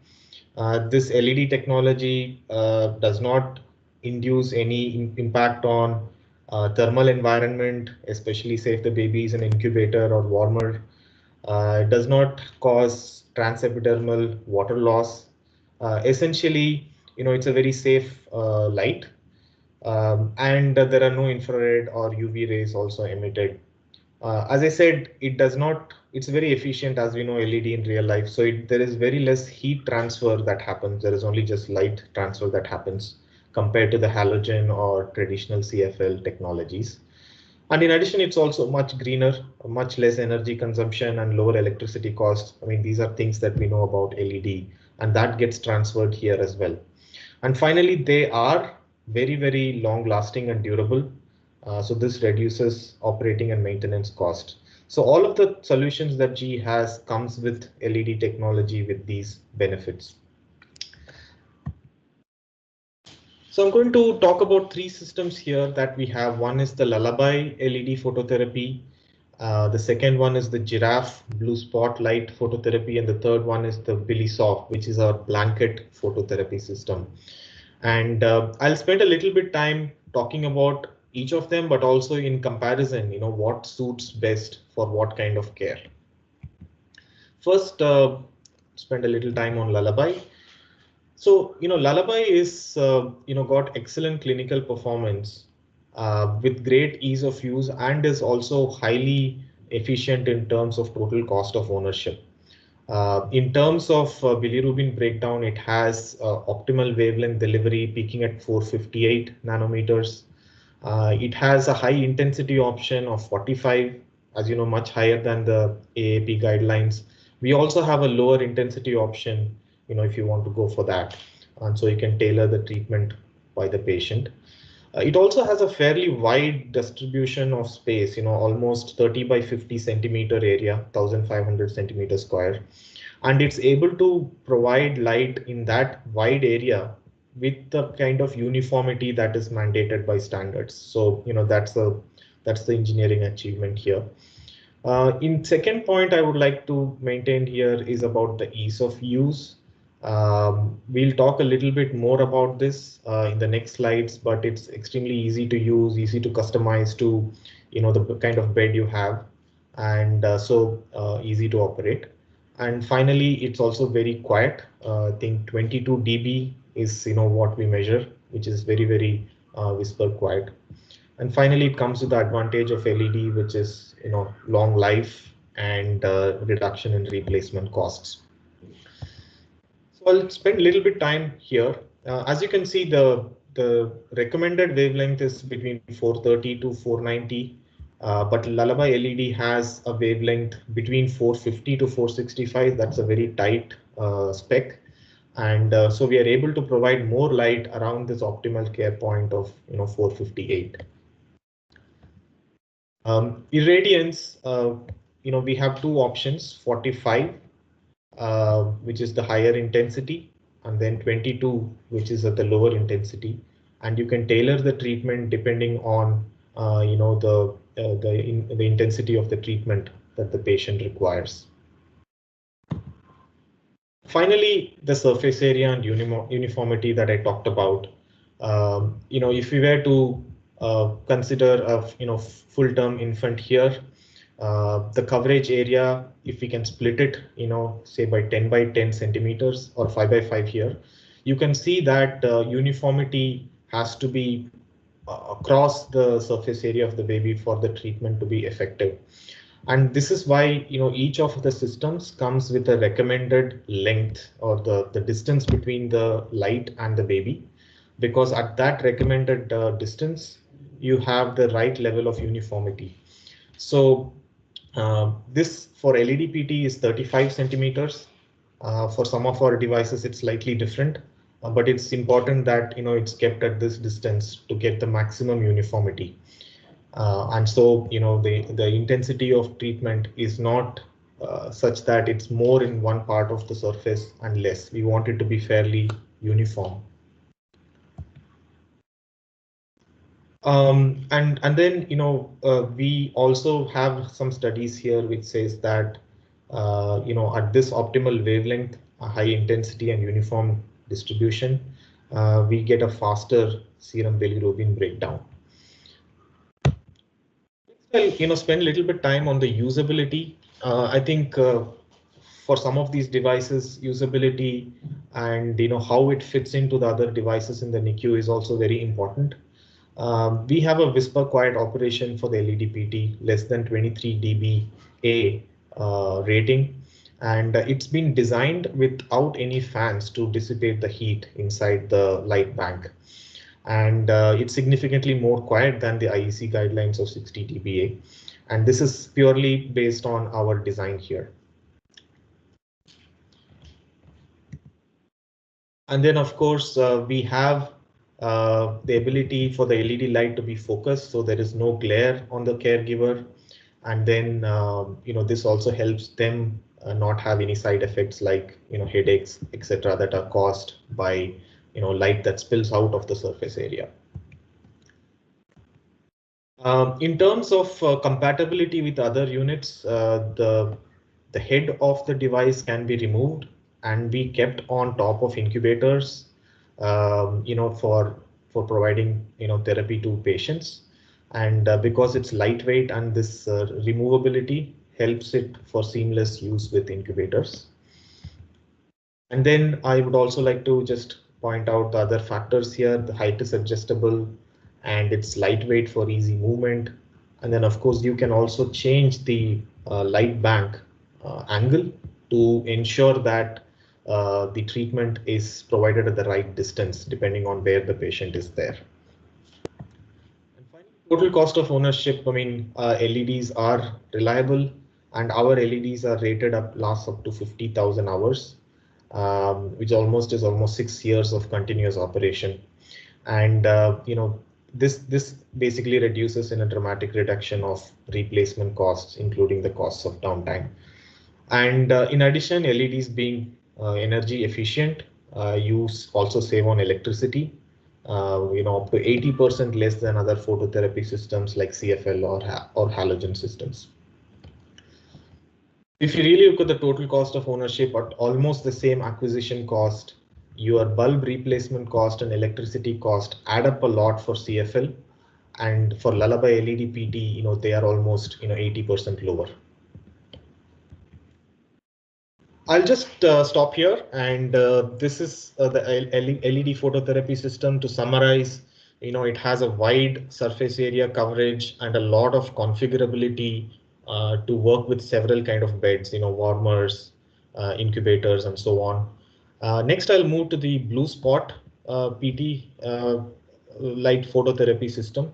Now, this is a is a single LED light in one lamp, and as you can see, it's a circular one with a gooseneck design, as we call it. Now, this neck design can be moved around. It's sort of a flexible pipe.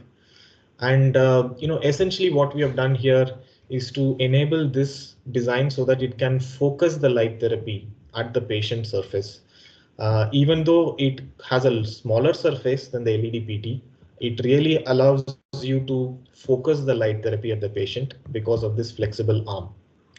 And this also has compatibility with the Panda and Giraffe, care station and Omnibeds, and helps you to save the NICU space.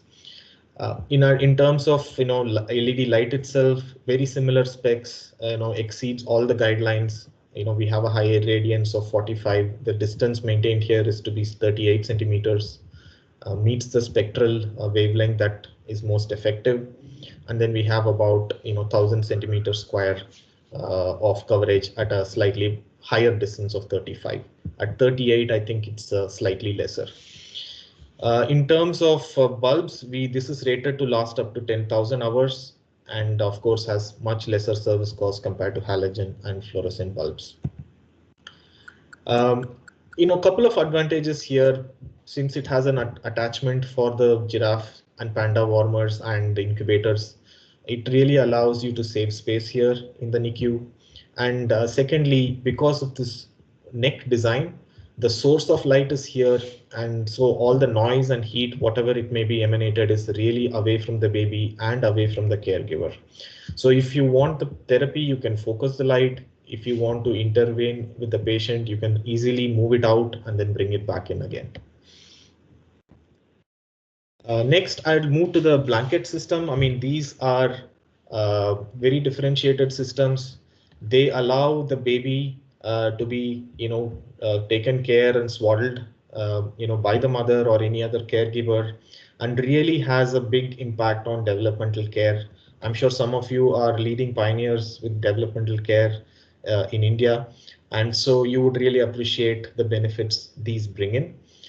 In these, the technology is that there is a generator of light, and then through fiber optic cable, the light comes to the pad, as we call it, and these pads can then be swirled around the baby to provide light directly. So there is really no distance here between the light and the surface of the skin, The skin is essentially touching the source of light, which makes it, as you would imagine, very effective for the treatment and the breakdown of bilirubin. We also have two types of pads here, 35 and 50. Sorry, a small and large pad, which provide 50 and 35 microwatt per centimeter square, depending on the size of the pad. So you could choose the pad depending on the size of the patient. Very similar specs in terms of wavelength and light. And as I said, really allows the parents to bond with the child, does not block access to the bed, and so on. Finally, you can also use the blanket in combination with the giraffe blue light, blue spot PT light, to provide double phototherapy. This is maybe needed, necessitated for some conditions. This also allows you to maintain full access and visibility to the baby. As I said, the gooseneck can be easily moved out, and the blanket is really non-intrusive. So it is still possible for you to provide other therapies or intervene without the phototherapy being interrupted, and also allowing more developmental care and interactions with the parents and other caregivers. So this is just like a snapshot. I think we have covered most of it. The spectrum, all of these lights meet the AAP guidelines. They're all made with blue LED, which is very safe, no UV or infrared, and no intervention to the thermoregulation of the baby. Treatment coverages, the sizes are different. You have a much more focused and flexible arm here to sort of aim the light at the surface area you believe will be most effective. There is no real space between the light and the surface area, so it's again very effective. And LED PT allows you to, Lullaby LED PT really allows you to have a broad surface area coverage. And with BiliSoft and LED PT, you do get some options for varying the intensity of the treatment. So with that, I will just like to summarize and say that you can choose some of these products and maybe all of them as a mixed fleet within the NICU to ensure that you can take care of different types of patients. So with Lullaby LED PT, you have a traditional PT which is very flexible and can work with multiple systems with low cost of ownership and ease of use. And with Blue Spot PT, you can really focus the treatment for the smallest and most critical patients. And think of this as maybe for your sickest babies. And this allows you to precisely position without access or visibility intervention. Finally, with BiliSoft and Blue Spot, you do have a complete developmental care approach. If you are aware of our Giraffe Omnibed Care Station, you do know the one bed, one baby story, where right from LND, transport into the NICU, you can just ensure that the baby doesn't need to move out of the bed. And the Giraffe Blue Spotlight and BiliSoft with their integrations to the Giraffe Omnibed really allows you to take that to the next level. So that's all I had for now. Dr. Prashant, let me know if you would like to cover anything else or have any questions. We will we'll have one more session, the final session, and then we'll go for the discussion. Yeah. Okay. So now I invite Ben. Thank you, Arvind, for your wonderful session. You have covered most of it regarding the phototherapy. So we will move on to the next session, that is spot Bilicare screening. Mr. Ben, after that, we'll take up the discussion. Thank you.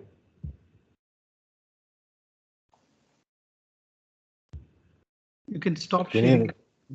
Yeah, I'm just doing that. It's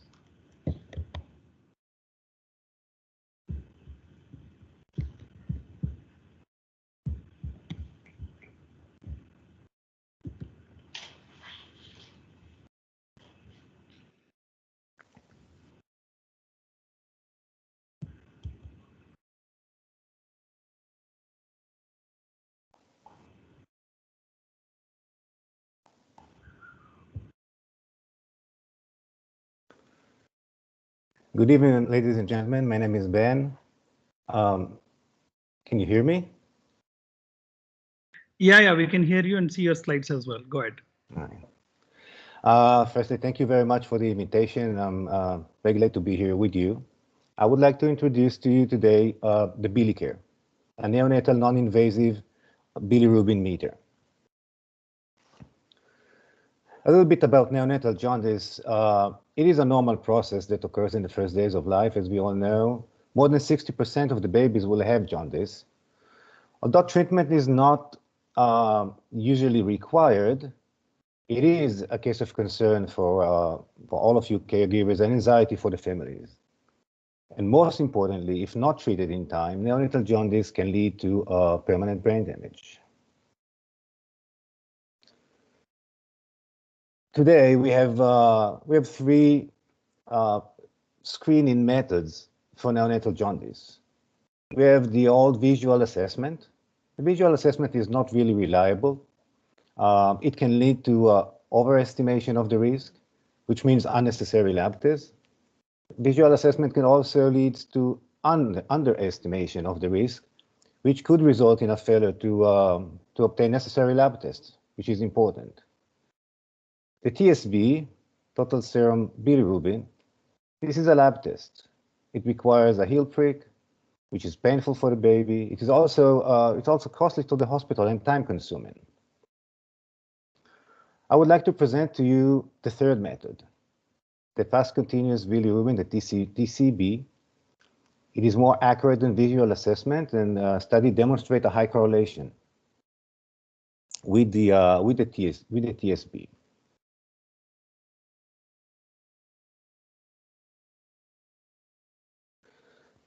I would like to introduce to you the Bilicare. Bilicare is a transcutaneous bilirubin meter. It uses transmittance technology, which is a little bit different than the other devices. This technology brings some great advantages to bilirubin measurement. First, the Bilicare is less sensitive to motion artifacts when you try to measure the bilirubin. It also uses automatic pressure, which makes it very simple to hold and very, very easy to use. A very important advantage that we have with the Bilicare is that there is no need for periodic calibration. And periodic calibration means that you have to send your device for calibration. That means it comes with a cost, and it also will dictate a larger install base of bilirubin meters.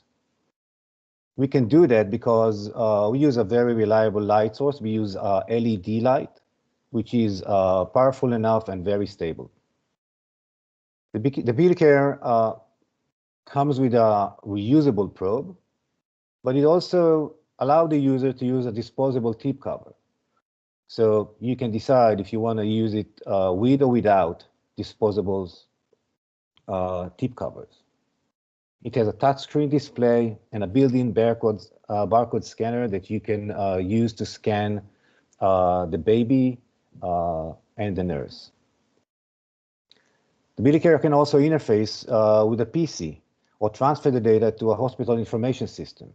It has a viewer, and the viewer automatically produces a report for you. It can give you the trend, and it can also give you a nomogram presentation. That was come in a box of the Bilicare. You get the device with the cradle. You get cradle we use for charging, and also we use it for to interface with the PC viewer and hospital information system. We have a blue container with the calibration tips. This is a great advantage because you can check the calibration. You can perform a calibration check anytime. So you don't have to send the device for calibration, but you can check the calibration anytime you wish. It also comes with a power supply, a set of 10 disposable tip covers, and a communication cable. Measuring with the Bilicare is very, very simple. Just open the clip, place the units on the patient's ear, as shown in the pictures, and the rest is automatic. As you can see, the device is small enough to hold, very easy to handle. The measurement site is the upper part of the ear.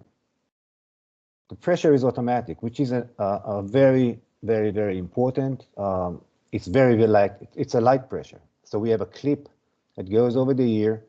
The pressure is only 100 millimeter mercury, which is a little bit more than the systolic pressure of the baby, which is about 80 millimeter mercury. So it's just a little bit higher. The baby won't feel it, and it takes just a couple of seconds to get the results. So the result is displayed like you can see on the screen right now. You can see the date and the time. You can see the patient ID. You can have a second patient ID if you wish, and you can also have the nurse name or the nurse ID. The presentation is in milligram to deciliter, or you can also use micromole to per liter.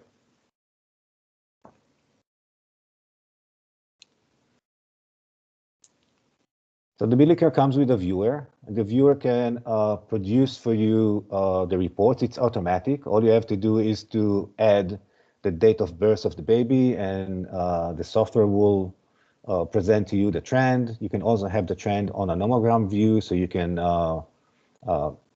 assess the risk over the age of the baby. You can print the report, you can export to a PDF format, or you can send it via email. And as I said, this is very easy to use. It's automatic. It's not time consuming. Just add the date of birth, and all the rest will come automatically.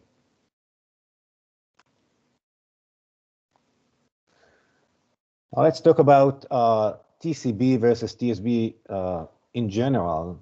I can tell you that the Bilicare demonstrate high correlation with the TSB test. It's not a lab test, but it is correlated to TSB. However, a non-invasive measuring device reduce the risk of infection. So instead of poking the heel of the baby, drawing blood, you can use a non-invasive screening tool. It is reducing the amount of blood work test, and it's also reduced the stress of the moms, which is important enough. With the Bilicare, you can take as many measurements as you want and as often as you wish. So you can really go for a trend. You can't do a blood test every other hour. But with the Bilicare, you can do your measurements as many as you wish. You get immediate feedback. You get it within seconds. So it saves you times, it saves complication. It's also get a happy mom, which is also important. Now, not less important, the Bilicare-based TCB protocol saves money. And here is why. Please follow me on that table that we have over there.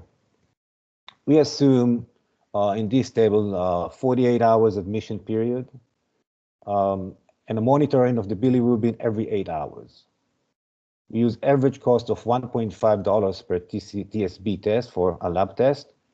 May not be the cost in your hospital. However, every lab test has a cost.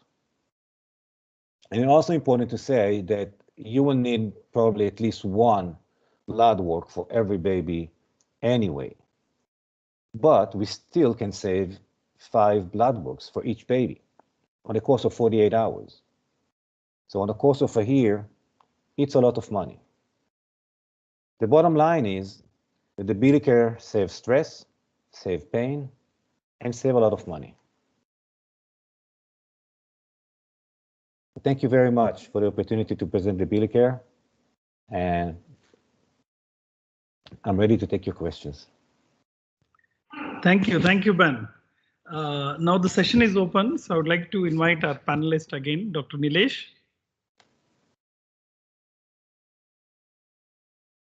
Dr. Nilesh? Hi, Prashant. Yeah. Your views on these two topics, and any questions from your side? No, excellent presentations. I think nothing in particular. Any other questions are there? Any from the audience? Yeah. See, Ben, for you, there's a question. They want to know how accurate it is post phototherapy. See, we do check transcutaneous, use transcutaneous billimeter before phototherapy. after phototherapy is given, is it reliable in using transcutaneous bilimeter, and how reliable is yours? Any studies which has been published based on that? Thank you very much for the question. This is a very great one. So as of now, you have to wait with the Bilicare for about 3 hours before you can have a reliable photo measurement after phototherapy. But we are working now, trying to, we have a claim that we can do better than that, but it probably will take us some time to demonstrate results. So this is something that we work on. We're not there yet, but we know that our technology can allow, and because we do the measurement on the ear, and because the ear could be protected from the light during the phototherapy, we believe that for the long run, we'll be able to demonstrate reliable measurement after phototherapy. But as of now, for your questions, you have to wait 3 hours. So you are telling after 3 hours of phototherapy gap, you can go for measurement, and the measurement will be same, I mean, same accuracy as pre-phototherapy measurement. Correct, Ben? That's correct, yes. All right. So you have told about the normogram which you give us in the software when we are taking the report. So it is a nomogram which is developed by GE which you give, or because we have different nomograms available for bilirubin assessment. So which one do you use? Dr. Meisels. Sorry? We use the monogram that was published by Dr. Meisels. Okay, Dr. Meisels. Okay, all right. Because generally we use a different nomogram. That's why we were curious to know. Second thing is for phototherapy, you had told that it's 50,000 hours, Arvind, the total usage hours. Yes, Dr. Prashant. Is there any yearly maintenance or anything like that, or it is just the 50,000 hours? After that, you have to go to replace with a new one. Yeah, so I think 50,000 hours is almost 6 years. I mean, even if you use some calculations there to arrive at that. So in the interim, there are really no, maintenance as such of the lights. But we do recommend that we calibrate and understand the intensity of the lights periodically. So, we do have the Bili light meter, which helps measure the irradiance. We want to ensure that the irradiance always remains in spec, to our light. So we would recommend that we do that calibration every year. When it comes to wavelength of the phototherapy units, it is a what wavelength range do you use in your phototherapy units? It's between 420 to 470. Or which wavelength do you use? The recommended guideline, Dr. Prashant, is 430 to 490 nanometers. The most effective is, I think, around 458. So all our devices have a much tighter, range around 458 than the recommended guidelines. As I said, amongst the three, it varies slightly. Some have different wavelength, but for our most of our wavelength difference is around 15 to 20 nanometers, around 458. See, you were told about three different with spot blue light, Bili Banket, and this. All three have same wavelength, or it's a different wavelength? Yeah, they have slightly different wavelengths. And that is why they also need slightly different, because they're all at a different distance, ideally from the surface of the baby. So as I said, for LED phototherapy, the distance is 35. Whereas for the blue spot, we recommend it at 38 centimeters, and Bili Soft is at the surface of the baby. So, to keep that in mind, the specs are slightly made differently so that the treatment is more effective. Yeah, so there is one more question, which I'm sure GE is working on. This is about the home phototherapy units. So are there anything which is coming from GE regarding the home phototherapy units? That's an interesting question, Dr. Prashant, especially in times of COVID.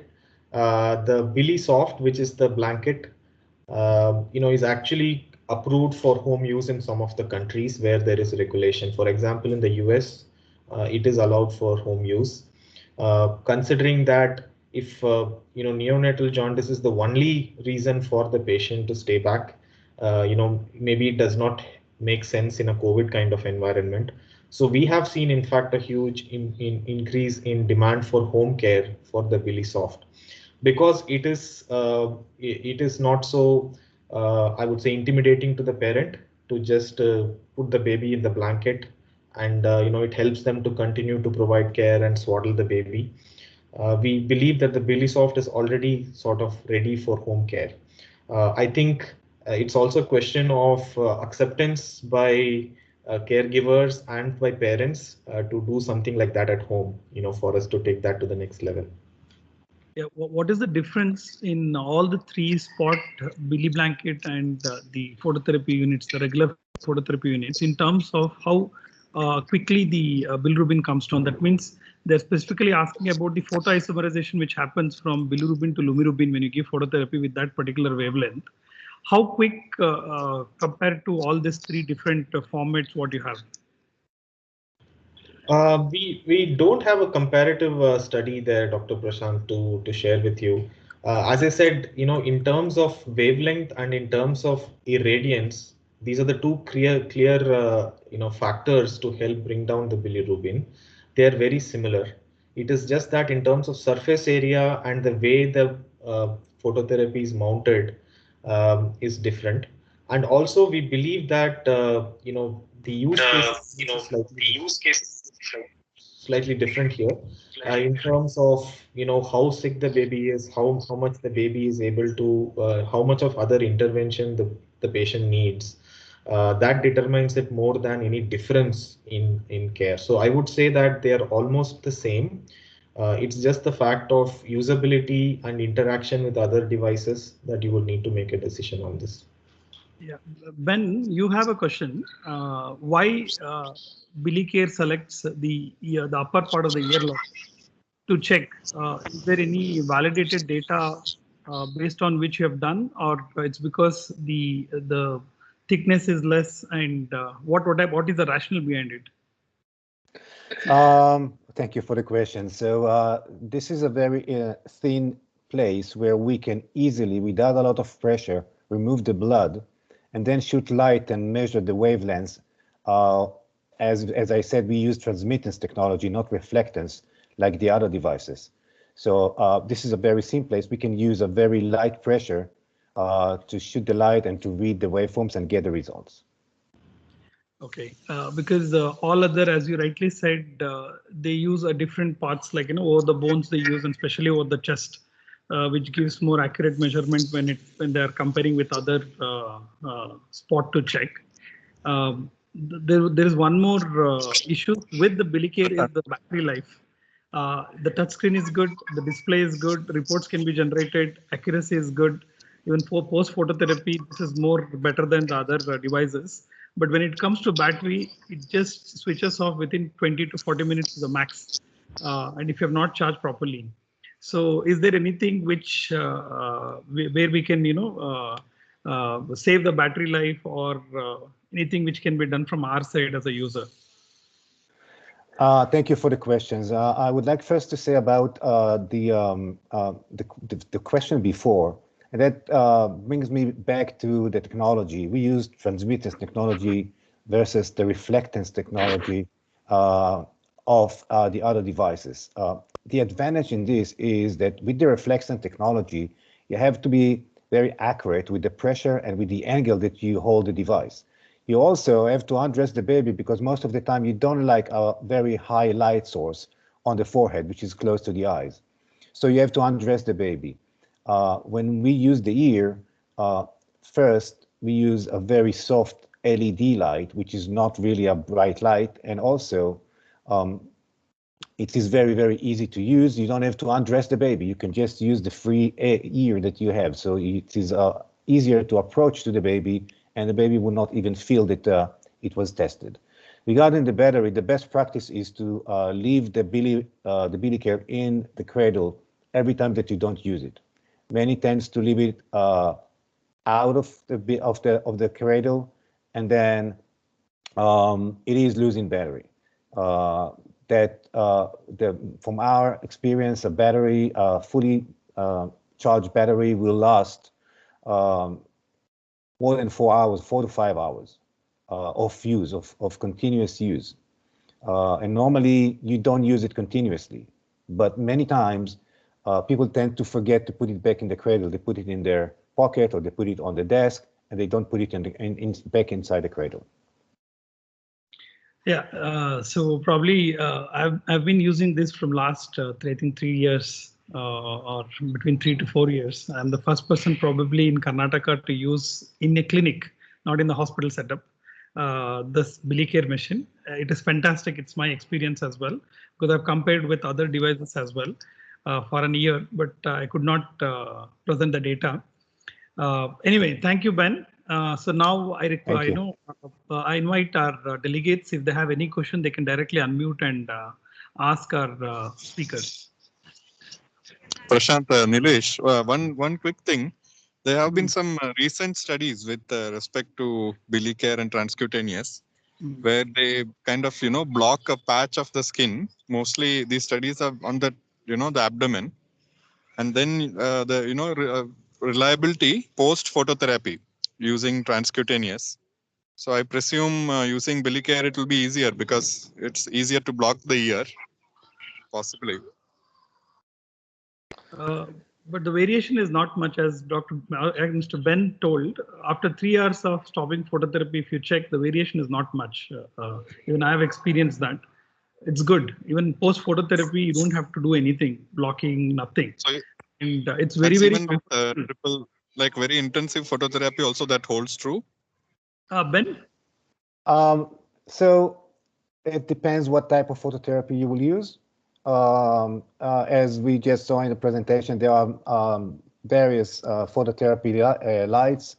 But as I said before, for the long run, we are working on for you to be able to check to use the Bilicare during a phototherapy. Please allow us some time to demonstrate some results, but this is something that we are working on.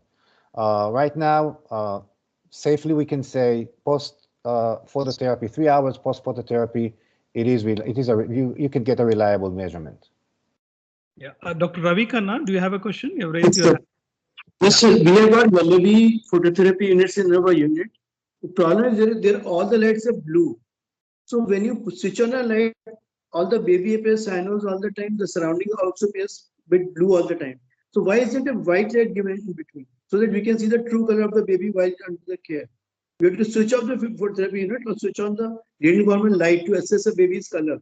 Why a white light is not provided? It's a very simple thing, I think. Why is it not? What is the logic behind it? Along with blue phototherapy bulbs, a white bulb should be incorporated. Why is it so? What is the logic? Thanks for the question, Dr. Ravi. You're suggesting that there is an observation light in addition to the blue lights. There should be. With the blue phototherapy bulb, there should be one light also going on simultaneously. That will give a true color of the baby.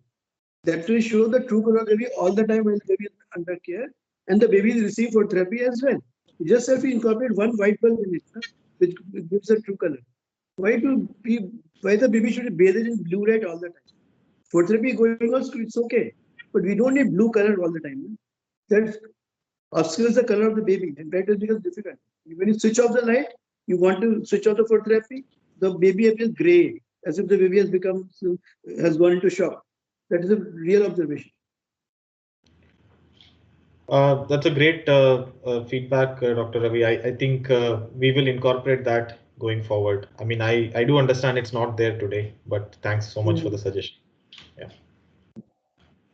Yeah, delegates, if you have any question, you can kindly unmute and you can ask our speakers. Thank you, Dr. Ravi Khanna.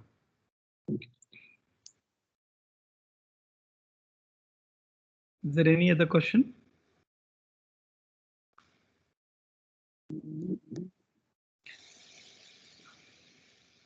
All right.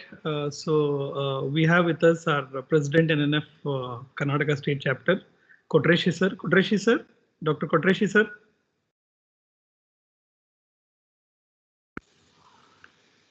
Dr. Kotreshi sir, are you there? You can unmute and you can speak, sir.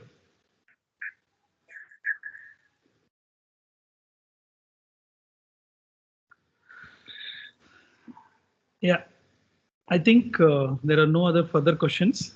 So thank you very much on behalf of NNF Karnataka State Chapter for your wonderful presentation and giving the perspective about the latest technology and the use of the multiple uses of the imaging machines and the rationale behind the phototherapy units and transcutaneous bilirubinometers. Thank you very much. Thank you, Ben. Thank you, Arvind. And we would like to thank Genworks for their wonderful support for the NNF Karnataka State Chapter. Thank you, one and all. Have a great Sunday evening. We'll catch up with new topics with the latest trend and technology in the equipments in the coming days. On next session will be on this coming Wednesday and then on Sunday.